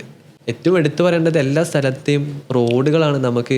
കാരണം നമ്മൾ ഈ സൈക്കിൾ ട്രാവൽ ചെയ്യുമ്പോൾ എപ്പോഴും റോഡ് കണ്ടീഷൻ നല്ലതല്ലെങ്കിൽ നമുക്ക് ഭയങ്കര പാടാണ്. കാരണം ഇത്രയും വെയിറ്റ് നമ്മൾ വഹിച്ച് കൊണ്ടുപോകുമ്പോൾ നമ്മളൊരു കട്ടറിൽ വീഴുമ്പോൾ നമ്മളുടെ എൻറ്റയർ ബോഡീനെ ബാധിക്കും, നമ്മളുടെ ഷോൾഡേഴ്സിനെ ബാധിക്കും. അത് പിറ്റേന്ന് നമ്മൾ റൈഡ് ചെയ്യുമ്പോൾ നമുക്ക് റൈഡിനെ എഫക്റ്റ് ചെയ്യും. ആ കാര്യത്തിൽ നമുക്ക് ഭയങ്കര ഹാപ്പിയായിരുന്നു നല്ല റോഡ് കിട്ടിയതിൽ. പല ആൾക്കാരും ഈ കുറച്ച് ഫോറിനേഴ്സിനൊക്കെ കണ്ടുമുട്ടിയപ്പോൾ കേരളത്തിലേക്ക് വരാൻ പറഞ്ഞപ്പം റോഡ് കണ്ടീഷൻ പറഞ്ഞിട്ടുണ്ടായിരുന്നു നെഗറ്റീവായിട്ട്. സൈക്കിൾ എടുത്ത് ഒന്നാമത് കൊച്ചിയിലേക്ക് വരണം, ഇവിടുന്ന് ട്രാവൽ ചെയ്യാൻ നമുക്ക് എവിടെ ട്രാവൽ ചെയ്യാൻ പറ്റുമെന്ന് ചോദിച്ചു. ഞാൻ പറഞ്ഞു ഇങ്ങനെയൊക്കെ ഏരിയാസ് ഉണ്ട്, നിങ്ങൾക്ക് കവറപ്പ് ചെയ്യാം. പിന്നീട് അവർ റോഡ് കണ്ടീഷൻ പറഞ്ഞതിൽ ഒന്നും ഇതാക്കാനില്ല. കാരണം ഇവിടെ പെഡസ്ട്രിയൻസിന് പോലും മര്യാദയ്ക്ക് നടക്കാൻ സ്ഥലമില്ല, പറ്റുന്നില്ല. അന്നേരം പിന്നെ എങ്ങനെ സൈക്കിൾ ഓടിക്കും? അതെ, അത് ഈ കാര്യം ഒരു ഫോറിനർ എന്നുള്ള രീതിയിൽ ആളുടെ വായിൽ നിന്ന് നമ്മൾ ഡയറക്റ്റ് കേട്ടു, നിങ്ങളുടെ അവിടുത്തെ റോഡിന്റെ കണ്ടീഷൻ ഇതാണ്. കാരണം ഒരു സൈക്കിൾ എടുത്ത് പോകുമ്പോൾ ഞാൻ റൂട്ട് പ്ലാൻ ചെയ്യുമ്പോൾ അവിടുത്തെ റോഡ് കണ്ടീഷൻ ഞാൻ ഗൂഗിൾ മാപ്പിൽ സ്ട്രീറ്റ് വ്യൂവിലിട്ട് നോക്കും. റോഡ് കുഴിയുള്ളതാണോ കുഴിയില്ലാത്തതാണോ എന്നുള്ളത് റോഡ് കണ്ടീഷൻ നോക്കിയിട്ടാണ് ഞാൻ റോഡ് ചൂസ് ചെയ്യുന്നത്. അപ്പം അതുപോലെ അവരും ചെയ്യുന്നുണ്ടാവില്ലേ നമ്മളെ നാടിനെ പറ്റി സ്റ്റഡി ചെയ്യുമ്പോൾ. അപ്പോൾ ഇവിടെ കുഴികളൊക്കെ കാണുമ്പോൾ അവർ ചൂസ് ചെയ്യത്തില്ല, എന്തിന് കുഴിയിൽ സൈക്കിൾ കൊണ്ടിടണം എന്ന് വിചാരിക്കുന്നുണ്ടാവും. പക്ഷേ അതൊക്കെ ഒരു സത്യം പറഞ്ഞു കഴിഞ്ഞാൽ ഭയങ്കര ഒരു ബാഡായിട്ട് ഫീൽ ചെയ്തു. കാരണം ഇതൊക്കെ കൊണ്ട് കുറേ സൈക്ലിസ്റ്റുകൾ ഇങ്ങോട്ടേക്ക് എത്തുന്നില്ല, ഫോറിനേഴ്സ്. കൂടുതൽ ആൾക്കാരും ഇപ്പോഴും എനിക്കറിയുന്ന ഒരു ജപ്പാൻകാരനുണ്ട്, 2 ഫ്രാൻസുകാരുണ്ട്. അതൊക്കെ നോർത്ത് സൈഡ് വഴി ഇപ്പോൾ കടന്നു പോകുന്നുണ്ട് ആൾക്കാർ. കൊൽക്കത്തയിൽ വന്നിറങ്ങി കൊൽക്കത്തയിൽ നിന്ന് ഡൽഹി അതുവഴി നേരെ പാകിസ്ഥാൻ കയറി പോകാൻ വേണ്ടിയിട്ട് അവർ നിൽക്കുന്നത്. ഇങ്ങോട്ടേക്ക് വിളിച്ചിട്ട് വരുന്നില്ല. ഈ ലാവോസും വിയറ്റ്നാമും കഴിഞ്ഞിട്ട് തായ്ലൻഡിൽ കയറി കഴിഞ്ഞപ്പോഴായിരിക്കും നിങ്ങൾക്ക് ശരിക്കും ജീവൻ വെച്ചത്. അതെ അല്ലേ? സത്യം. ഭയങ്കര ഫണ്ണാണ്, ഭയങ്കര ഫണ്ട്, ഭയങ്കര വെൽക്കം ചെയ്യുന്ന ആൾക്കാർ, വീടുകളിലേക്ക് വെൽക്കം ചെയ്യൽ, എല്ലാ സ്ഥലങ്ങളിലേക്കും നമുക്ക് വെൽക്കമിങ് ചെയ്യലും ഫുഡൊക്കെ എൻ്റെ ഒരു അഭിപ്രായത്തിൽ കിട്ടില്ല ഫുഡാണ്. നമുക്ക് ഹെൽത്തി ആയിട്ടുള്ള ഫുഡാണ് അവർ കഴിക്കുന്നത്. പക്ഷേ ഇവിടെയുള്ള ആൾക്കാർ, കേരളത്തിൽ നിന്നുള്ള ആൾക്കാർ തായ്ലൻഡ് ഫുഡ് കണ്ടിട്ട് വരും, ഓ ഇതെന്താടാ വെള്ളമാണല്ലോ മൊത്തത്തിലും. പക്ഷെ ആക്ച്വലി അവരുടെ ഒരു ഹെൽത്തി സൂപ്പാണത്. ഇതൊന്നും നമുക്കിവിടെ എക്സ്പ്ലെയിൻ ചെയ്ത് കൊടുത്താൽ നമുക്ക് ചിലപ്പോൾ കാര്യം ഉണ്ടാവില്ല. പക്ഷേ ഭയങ്കര ഹെൽത്തി ആയിട്ടുള്ള ഫുഡായിരുന്നു, അത് അഫോർഡബിൾ ആയിരുന്നു നമുക്ക്. പിന്നെ ഈ പറയുന്ന വെള്ളം കാര്യങ്ങളൊക്കെ നമ്മളൊരു 7-Eleven കയറി കഴിഞ്ഞാൽ നമുക്ക് വേർത്ത് ആയിട്ടുള്ള സാധനം നമുക്ക് അവിടെ നിന്ന് കിട്ടും, നമുക്കത് ഫീൽ ചെയ്യും, നമുക്ക് അവിടെ പൈസ സ്പെൻഡ് ചെയ്യുന്നത് നമുക്ക് മടിയില്ല. എന്തെങ്കിലും മോശം എക്സ്പീരിയൻസ് ഈ യാത്രകളിൽ എവിടെ നിലയ്ക്ക് ഉണ്ടായിട്ടുണ്ടോ? മോശം എക്സ്പീരിയൻസ് എടുത്തു പറയാൻ തക്കം ഈ ഇന്ത്യ എന്ന് പറയുമ്പോൾ കിട്ടിയാൽ നമുക്ക് കിട്ടുന്ന ഒരു നെഗറ്റീവാണ് എനിക്ക് കൂടുതലും ഫീൽ ചെയ്തത്. കാരണം മലേഷ്യ എത്തിയപ്പോഴാണ് മലയാളികൾ പറഞ്ഞത്, നിങ്ങളെ ആരോടും ഇന്ത്യക്കാരാന്ന് പറയണ്ട, മാമക്കാരാന്ന് പറഞ്ഞത്. കാരണം അവിടെ മാമക്കാർ പറഞ്ഞാൽ മലയാളികളാണ്. അപ്പോൾ അവർക്കറിയാം മലയാളികളാണ്, നല്ല ആൾക്കാരാണ്, സ്നേഹമുള്ള ആൾക്കാരാണ്, അപ്പം നമ്മൾ അക്സെപ്റ്റ് ചെയ്യും. അപ്പം നമുക്ക് ഫസ്റ്റ് മലേഷ്യയിൽ നിന്ന് മലയാളീസ് തന്ന ഒരു ഇതായിരുന്നത്, നിങ്ങൾ ഇന്ത്യക്കാരാ പറയണ്ട, മാമക്കാരാന്ന് പറഞ്ഞു, എന്നാലേ നിങ്ങൾക്ക് വാല്യൂ ഉണ്ടാകത്തുള്ളൂ, ചിലപ്പോൾ നിങ്ങൾ അവോയ്ഡ് ചെയ്ത് വിടും. പിന്നെ കുറേ തമിഴ്സ് ആയിരുന്നു അവിടെ. മലേഷ്യൻ്റെ നമ്മൾ പോപ്പുലേഷൻ നോക്കുന്നതാണെങ്കിൽ മലായി, പിന്നെ ചൈനക്കാർ, പിന്നെ തമിഴ്സാണ് വരുന്നത്. 3rd റാങ്കിലാണ് തമിഴ്സ് നിൽക്കുന്നത്. പക്ഷെ തമിഴന്മാർ അവിടെ കാട്ടിക്കൂടുന്നത് ഭയങ്കര മോശമാണ് സത്യം പറഞ്ഞു കഴിഞ്ഞാൽ. കാരണം നമ്മളോട് കുറേ ആൾക്കാർ പറഞ്ഞു, നിങ്ങൾ ഈ ഉൾ റൂട്ട് വഴി ട്രാവൽ ചെയ്യുമ്പോൾ മലേഷ്യ നിങ്ങൾക്ക് ചിലപ്പോൾ ഓക്കെ ആവത്തില്ല, ഇങ്ങനെയൊക്കെ ബുദ്ധിമുട്ടുകളുണ്ട്, ആൾക്കാർ ചിലപ്പോൾ നിങ്ങൾ അക്സെപ്റ്റ് ചെയ്യത്തില്ല, നിങ്ങൾക്ക് റൈഡ് ചെയ്യാൻ ഡേഞ്ചർ ആയിരിക്കും എന്ന് പറഞ്ഞു. പിന്നീട് നമ്മളധികം ലോക്കൽ പിടിക്കാതെ ആയിരുന്നു പോയിരുന്നത്. പക്ഷെ ഏറ്റവും ഫീൽ ചെയ്തൊരു നെഗറ്റീവ് പറയാനുള്ളത് ഈ പറയുന്ന ഇന്ത്യ എന്ന് പറയുമ്പോൾ നമുക്ക് കിട്ടിയൊരു നെഗറ്റീവായിരുന്നു. പക്ഷെ അത് നമ്മൾ സോൾവ് ചെയ്യാൻ നമ്മളൊരു സോൾവ് ചെയ്തു. ഈ പറയുന്ന കേരളത്തിൻ്റെ വീഡിയോസ് കാണിച്ചു കൊടുത്തിട്ടായിരുന്നു അത് സോൾവ് ചെയ്തത്. കാരണം ഇത് കാണുമ്പം ഇവർക്ക് ഭയങ്കര ഹാപ്പി. നമ്മളെ കടയിൽ പോലെ ഒരു കഫേ കയറിയിട്ട് വിയറ്റ്നാമിൽ നിന്ന് ആളുടെ വീഡിയോ എൻ്റെ കയ്യിൽ ഇപ്പോഴും ഉണ്ട്. കഫേ കയറിയപ്പോൾ നമ്മളെ അവോയ്ഡ് ചെയ്യുന്ന പോലെയായിരുന്നു. നമുക്ക് ഒരു കോഫി വന്നിട്ട് ആളങ്ങ് പോക്കി, പിന്നെ പുറത്തുനിന്ന് ഒരാൾ വന്നിട്ട് നമ്മളെ ചൂണ്ടിക്കാണിച്ചിട്ട് ഭയങ്കര ചിരിയോ, അദ്ദേഹം ഫ്രം ഇന്ത്യ എന്നെല്ലാം പറഞ്ഞിട്ട് ഭയങ്കര ചിരിയായിരുന്നു. അപ്പോൾ പിന്നെ നമുക്ക് മനസ്സിലായി നമ്മൾ അവോയ്ഡ് ചെയ്യലാണ്. അപ്പോൾ സാറ് പറഞ്ഞു, സൈസ് ഇവിടെ നിൽക്കണ്ട, നമ്മളെ ഭയങ്കര കളിയാക്കലാണ്, നമുക്ക് പോകാറുണ്ട്. അപ്പോൾ പിന്നീട് നമ്മൾ ഇറങ്ങിപ്പോകുമ്പോൾ പിന്നെ എന്തോ അയാൾ ഡയലോഗ് അടിച്ചപ്പോൾ നമ്മൾ പറഞ്ഞു, ഇന്ത്യയിൽ നമ്മൾ കേരളം എന്ന് പറയുന്ന ഒരു സ്റ്റേറ്റിൽ നിന്ന് നമ്മൾ വരുന്നത്, നമ്മളെ നാട് കാണിച്ചതാണ്. അപ്പോൾ ആൾ യൂട്യൂബ് എടുത്ത് ഡയറക്റ്റ് കാണിച്ചെടുത്താൽ ഇതല്ലേ നിങ്ങളുടെ നാട്, കൊൽക്കത്തയൊക്കെ കാണിച്ചു തന്നിട്ടും ചേരികളൊക്കെ കാണിച്ചു തന്നിട്ടായിരുന്നു ആൾ സംസാരിച്ചിരുന്നത്. പക്ഷേ കേരളം കാണിച്ചു കൊടുത്തപ്പം ഭയങ്കര ഹാപ്പി. നമുക്ക് നമ്മൾ പറഞ്ഞു വിട്ട കടയിലേക്ക് നമ്മൾ തിരിച്ചു വിളിച്ച പോലെ ആയിരുന്നു നമുക്ക് ഫീൽ ചെയ്തത്. പക്ഷേ അങ്ങനെ ഒരു നെഗറ്റീവ് അടിച്ചപ്പോൾ ആ ഒരു നെഗറ്റീവാണ് എനിക്ക് കൂടുതലും ഫേസ് ചെയ്തത്. ബാക്കി എല്ലാ കാര്യങ്ങളിലും ഓക്കെ ആയിരുന്നു. സൈക്കിള് ആയതുകൊണ്ട് തന്നെ നമ്മളൊക്കെ ഭയങ്കര സപ്പോർട്ടായിരുന്നു. ആക്ച്വലി മലേഷ്യയിൽ നമ്മൾ എൻ്റർ ചെയ്യുമ്പോൾ മലേഷ്യൻ ഇമിഗ്രേഷൻ ഓഫീസർ നമ്മളുടെ അറൈവൽ കാർഡ് വരെ നമ്മൾ ചെക്ക് ചെയ്തിട്ടില്ല. ആൾ ഇന്ത്യ എന്ന് പറഞ്ഞപ്പോൾ, oh you are coming from India with bicycle എന്നൊക്കെ പറഞ്ഞിട്ട് ആൾ ഭയങ്കര എക്സൈറ്റഡ് ആയിരുന്നു. പിന്നീട് നമ്മൾ അറൈവൽ കാർഡ് വരെ ചെക്ക് ചെയ്യാതെ ആൾ വിസ അടിച്ചു തന്നു. അതൊക്കെ എന്താ പറയുക, നമ്മളിൽ കിട്ടിയൊരു ട്രസ്റ്റ് ആയിരുന്നു അത്. നമ്മൾ അത്രയും നല്ല രീതിയിൽ യാത്ര ചെയ്തു, എല്ലാ കൺട്രികളിലും കയറി കഴിഞ്ഞാൽ പ്രോപ്പറായിട്ടുള്ള എക്സിറ്റ് ആയിരുന്നു ഉണ്ടായിരുന്നത്. ഇനിയുള്ള ജേണികളിലും എനിക്ക് അതുപോലെ മുമ്പോട്ടേക്ക് പോകാൻ പറ്റുമെന്ന് ഞാൻ തോന്നുന്നുണ്ട്. കാരണം നല്ല രീതിയിലായിരുന്നു ഇതുവരെ പോയിരുന്നത്. ഒരു അലമ്പോ പരിപാടിയോ കാര്യങ്ങളോ ഒന്നും ഉണ്ടായിരുന്നില്ല. അപ്പോൾ ഇത് പോയത് വെച്ച് മനസ്സിലാക്കിയത്, നമ്മളെങ്ങനെ ബിഹേവ് ചെയ്യുന്നു, നമ്മുടെ പാസ്പോർട്ട് കണ്ടീഷൻ എങ്ങനെ ഇരിക്കുന്നോ അതുപോലെ ഇരിക്കും നമ്മളെ അടുത്ത കൺട്രി അക്സെപ്റ്റ് ചെയ്യുന്നത്, അല്ലേ? ശരിയാണ്. നമ്മൾ ഒരിക്കലും ഓവർ സ്റ്റേസ് ഉണ്ടാക്കാണ്ടിരിക്കുക, പ്രോബ്ലംസ് ഉണ്ടാക്കാണ്ടിരിക്കുക. അതെ, നമ്മൾ ഏതെങ്കിലും ഒരു രാജ്യത്ത് നിന്ന് ഡീപ്പോർട്ട് ചെയ്ത് കഴിഞ്ഞാൽ അത് വലിയൊരു നെഗറ്റീവാണ്. അതൊക്കെ ഭയങ്കര പ്രശ്നങ്ങളാണ്. സോ ഫ്യൂച്ചർ യാത്രകളൊക്കെ ചെയ്യണമെന്നുണ്ടെങ്കിൽ ഇത്തരത്തിലുള്ള കാര്യങ്ങളൊക്കെ ശ്രദ്ധിക്കേണ്ടതാണ്. സത്യം. കാരണം നമ്മളെ ആൾക്കാരോട് നമ്മളെ നാട്ടിലെ ബിഹേവിയർ വെച്ചിട്ട് നമ്മൾക്ക് അവിടെ പെരുമാറാൻ പറ്റത്തില്ല. അവർക്ക് അവരുടേതായ കൾച്ചറുണ്ട്, നമ്മളത് അഡാപ്റ്റ് ആവണം. നമ്മളവിടെ പോയിട്ട് നമ്മളുടെ രീതിയിൽ ജീവിക്കാൻ വെച്ച് കഴിഞ്ഞാൽ നടക്കത്തില്ല. അവരുടെ കൾച്ചർ അറിഞ്ഞ് അതിൻ്റേതായ രീതിയിൽ നമ്മൾ ബിഹേവ് ചെയ്ത് നമ്മൾ മുമ്പോട്ടേക്ക് പോയിനാൽ എല്ലാ രാജ്യവും അടിപൊളിയാണ്, എല്ലാ ആൾക്കാരും അടിപൊളിയാണ്, എവിടെ ഒരു നെഗറ്റീവ് പറയാനില്ല. ഇനി നിങ്ങൾ പോകേണ്ടത് ആംസ്റ്റർഡാം, പിന്നെ നമ്മുടെ നെതർലാൻഡ്സിൻ്റെ പല ഭാഗങ്ങൾ. അതെ, അത്രയ്ക്ക് സൈക്കിൾ ഫ്രണ്ട്ലി ആയിട്ടുള്ള സ്ഥലങ്ങളാണ്. ഓക്കെ. പിന്നെ നെക്സ്റ്റ് പ്ലാൻ ചെയ്തിട്ടുള്ളത് പമീർ ഹൈവേ ആയിരുന്നു. വേൾഡിലെ ഹയസ്റ്റ് ഹൈവേ ആണ് പമീർ ഹൈവേ. കസാക്കിസ്ഥാൻ ആ റൂട്ട് വഴി വരുന്നതാണ്. അതിങ്ങനെ ഒരു പ്ലാനിലുണ്ട്. അതൊരു വലിയൊരു സ്ട്രെച്ച് തന്നെ. ഇതൊരു 1.5 മന്ത് കൊണ്ട് കംപ്ലീറ്റ് ചെയ്യാൻ പറ്റി. അതൊരു 1 ഇയറിലേക്കൊരു പ്ലാൻ ആണ് ചെയ്യുന്നത്. സക്സസ് ആവുമെന്ന് വിചാരിക്കുന്നത്. ഞാൻ ഈ പറഞ്ഞ നെതർലാൻഡ്സിൻ്റെ ഒരു ഇതെന്ന് പറയുന്നത്, ആ ഒരു ഏരിയയുടെ ഒരു പ്രത്യേകതയുണ്ട്. ആ ഒരു ഏരിയ ഫ്ലാറ്റ് ലാൻഡാണ്. ഓക്കെ. അതായത് യൂറോപ്യൻ ഭാഗങ്ങളിൽ ഫ്ലാറ്റ് ലാൻഡ്സ് ഏറ്റവും കൂടുതലുള്ളത് ആ ഒരു ഭാഗത്താണ് എന്ന് പറയേണ്ടിയിരിക്കുന്നു. പ്രത്യേകിച്ച് ഡെൻമാർക്ക് ആ ഭാഗം ഏറ്റവും കൂടുതൽ ലോകത്ത് സൈക്കിൾ ഉപയോഗിക്കുന്ന ആൾക്കാർ അവിടെയാണെന്ന് പറയേണ്ടിയിരിക്കുന്നത്. അതായത് നമ്മളവിടെ റെയിൽവേ സ്റ്റേഷനിലൊക്കെ പോയി കഴിഞ്ഞാൽ, റെയിൽവേ സ്റ്റേഷനിൽ വേണ്ട, സിമ്പിൾ എക്സാമ്പിൾ പറയാം. ഇവിടെ റോഡിൽ എങ്ങനെയാണ് നമുക്ക് ഇവിടുത്തെ റോഡ് എങ്ങനെയാണ് നമുക്ക് സാധാരണ ഇവിടെ നിന്നല്ല എല്ലായിടത്തും റോഡ് എങ്ങനെയാണ് നമുക്ക് ഒരു 4 വരി ഉണ്ടെന്നുണ്ടെങ്കിൽ ഒരു സൈഡിൽ കൂടെ 2 വരിയുണ്ട്, 2 ലൈനും കാറുകൾ പോവും. പിന്നെ സൈഡിലൊരു കൂടിപ്പോയ സൈക്കിൾ ട്രാക്ക് ഉണ്ടെങ്കിൽ ഒരു സൈക്കിൾ ട്രാക്ക് ഉണ്ടാവും ചെറുത്, അതിൻ്റെ അപ്പുറത്തൊരു പെഡസ്ട്രിയൻ ഏരിയ ഉണ്ടാവും. പക്ഷേ ഇവിടെ എന്ന് പറഞ്ഞു കഴിഞ്ഞാൽ നഗരത്തിൽ റോഡിൽ നമ്മുടെ ഇവിടെ കാറുകൾ പോകുന്ന പോലെ ആയിരിക്കും അവിടെ ബൈക്ക് പോകുന്നത്. കാറിന് ഒറ്റ ലൈനേ ഉള്ളൂ. അതായത് മെജോറിറ്റി ബൈക്സ് ആണ്, സൈക്കിൾസ് ആണ്. ബൈക്കല്ല, മോട്ടോർ ബൈക്കല്ല, സൈക്കിൾസ്. അപ്പോൾ അതുകൊണ്ട് തന്നെ ഈ പറഞ്ഞ സ്ഥലങ്ങൾ പിടിക്കണം. You will enjoy it. തീർച്ചയായും. നെതർലൻഡുകാരനാണ് എനിക്കൊരു കണക്ഷൻ ബിൽഡ് ചെയ്യാൻ പറ്റിയിട്ടുണ്ടായിരുന്നത്. ആളിപ്പോഴും നല്ല കണക്ഷനിലുണ്ട്.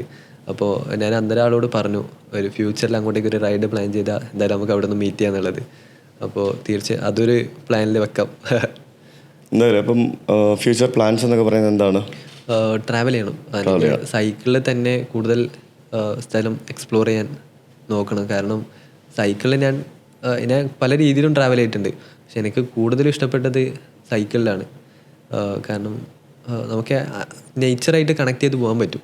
നമുക്ക് എൻ്റെ റൂട്ട് നമ്മൾ വേറെ ഒന്നും നമുക്ക് ചെയ്യാനില്ല. റൈഡ് ചെയ്യുക, ആൾക്കാരായിട്ട് സംസാരിക്കുക, ഭക്ഷണം കഴിക്കുക, റൈഡ് ചെയ്തോളുക. നമ്മളുടെ ബോഡിക്കും നല്ലതാണ്. പിന്നെ നമുക്ക് നമ്മളെ കൊണ്ട് ഒരു പ്രൂവ് ചെയ്യാൻ പറ്റും എന്നുള്ളതും കൂടിയാണത്. നമ്മളെ കൊണ്ട് എന്തും ചെയ്യാൻ പറ്റും. അതാണ് സൈക്കിളിൽ എനിക്കൊരു മനസ്സിലാക്കാൻ പറ്റിയത്. ഓക്കെ, അപ്പോൾ എന്തായാലും thank you so much Sais for coming to chat with Bhakthan. ഞാൻ അങ്ങോട്ടേക്ക് ഒരുപാട് നന്ദി പറയുന്നത്. കാരണം ഇങ്ങനെ ഒരു ആഗ്രഹം, ഇങ്ങനെ ഒരു സംഭവം എൻ്റെ മൈൻഡിലില്ലായിരുന്നു. ഇങ്ങനെ ഒരു മീറ്റ് ചെയ്യാന്നുള്ളതായിരുന്നു എൻ്റെ ഒരു മൈൻഡിൽ ഉണ്ടായിരുന്ന ഒരു കാര്യം, എപ്പോഴും ഒരു മീറ്റ് ചെയ്യാന്നുള്ളത്. പക്ഷേ അതെ, ഇങ്ങനെ ഒരു സ്പേസിൽ കിട്ടിയത് ഭയങ്കര ഹാപ്പിയാണ്. മെസ്സേജ് അയച്ചപാട് റീപ്ലൈയും കിട്ടി. എന്താ പറയുക, എന്തായാലും യാത്രകൾ തുടരണം. അപ്പോൾ പുതിയ പുതിയ വീഡിയോകളായിട്ട് യൂട്യൂബിലേക്ക് തന്നെ വരണം. Thank you.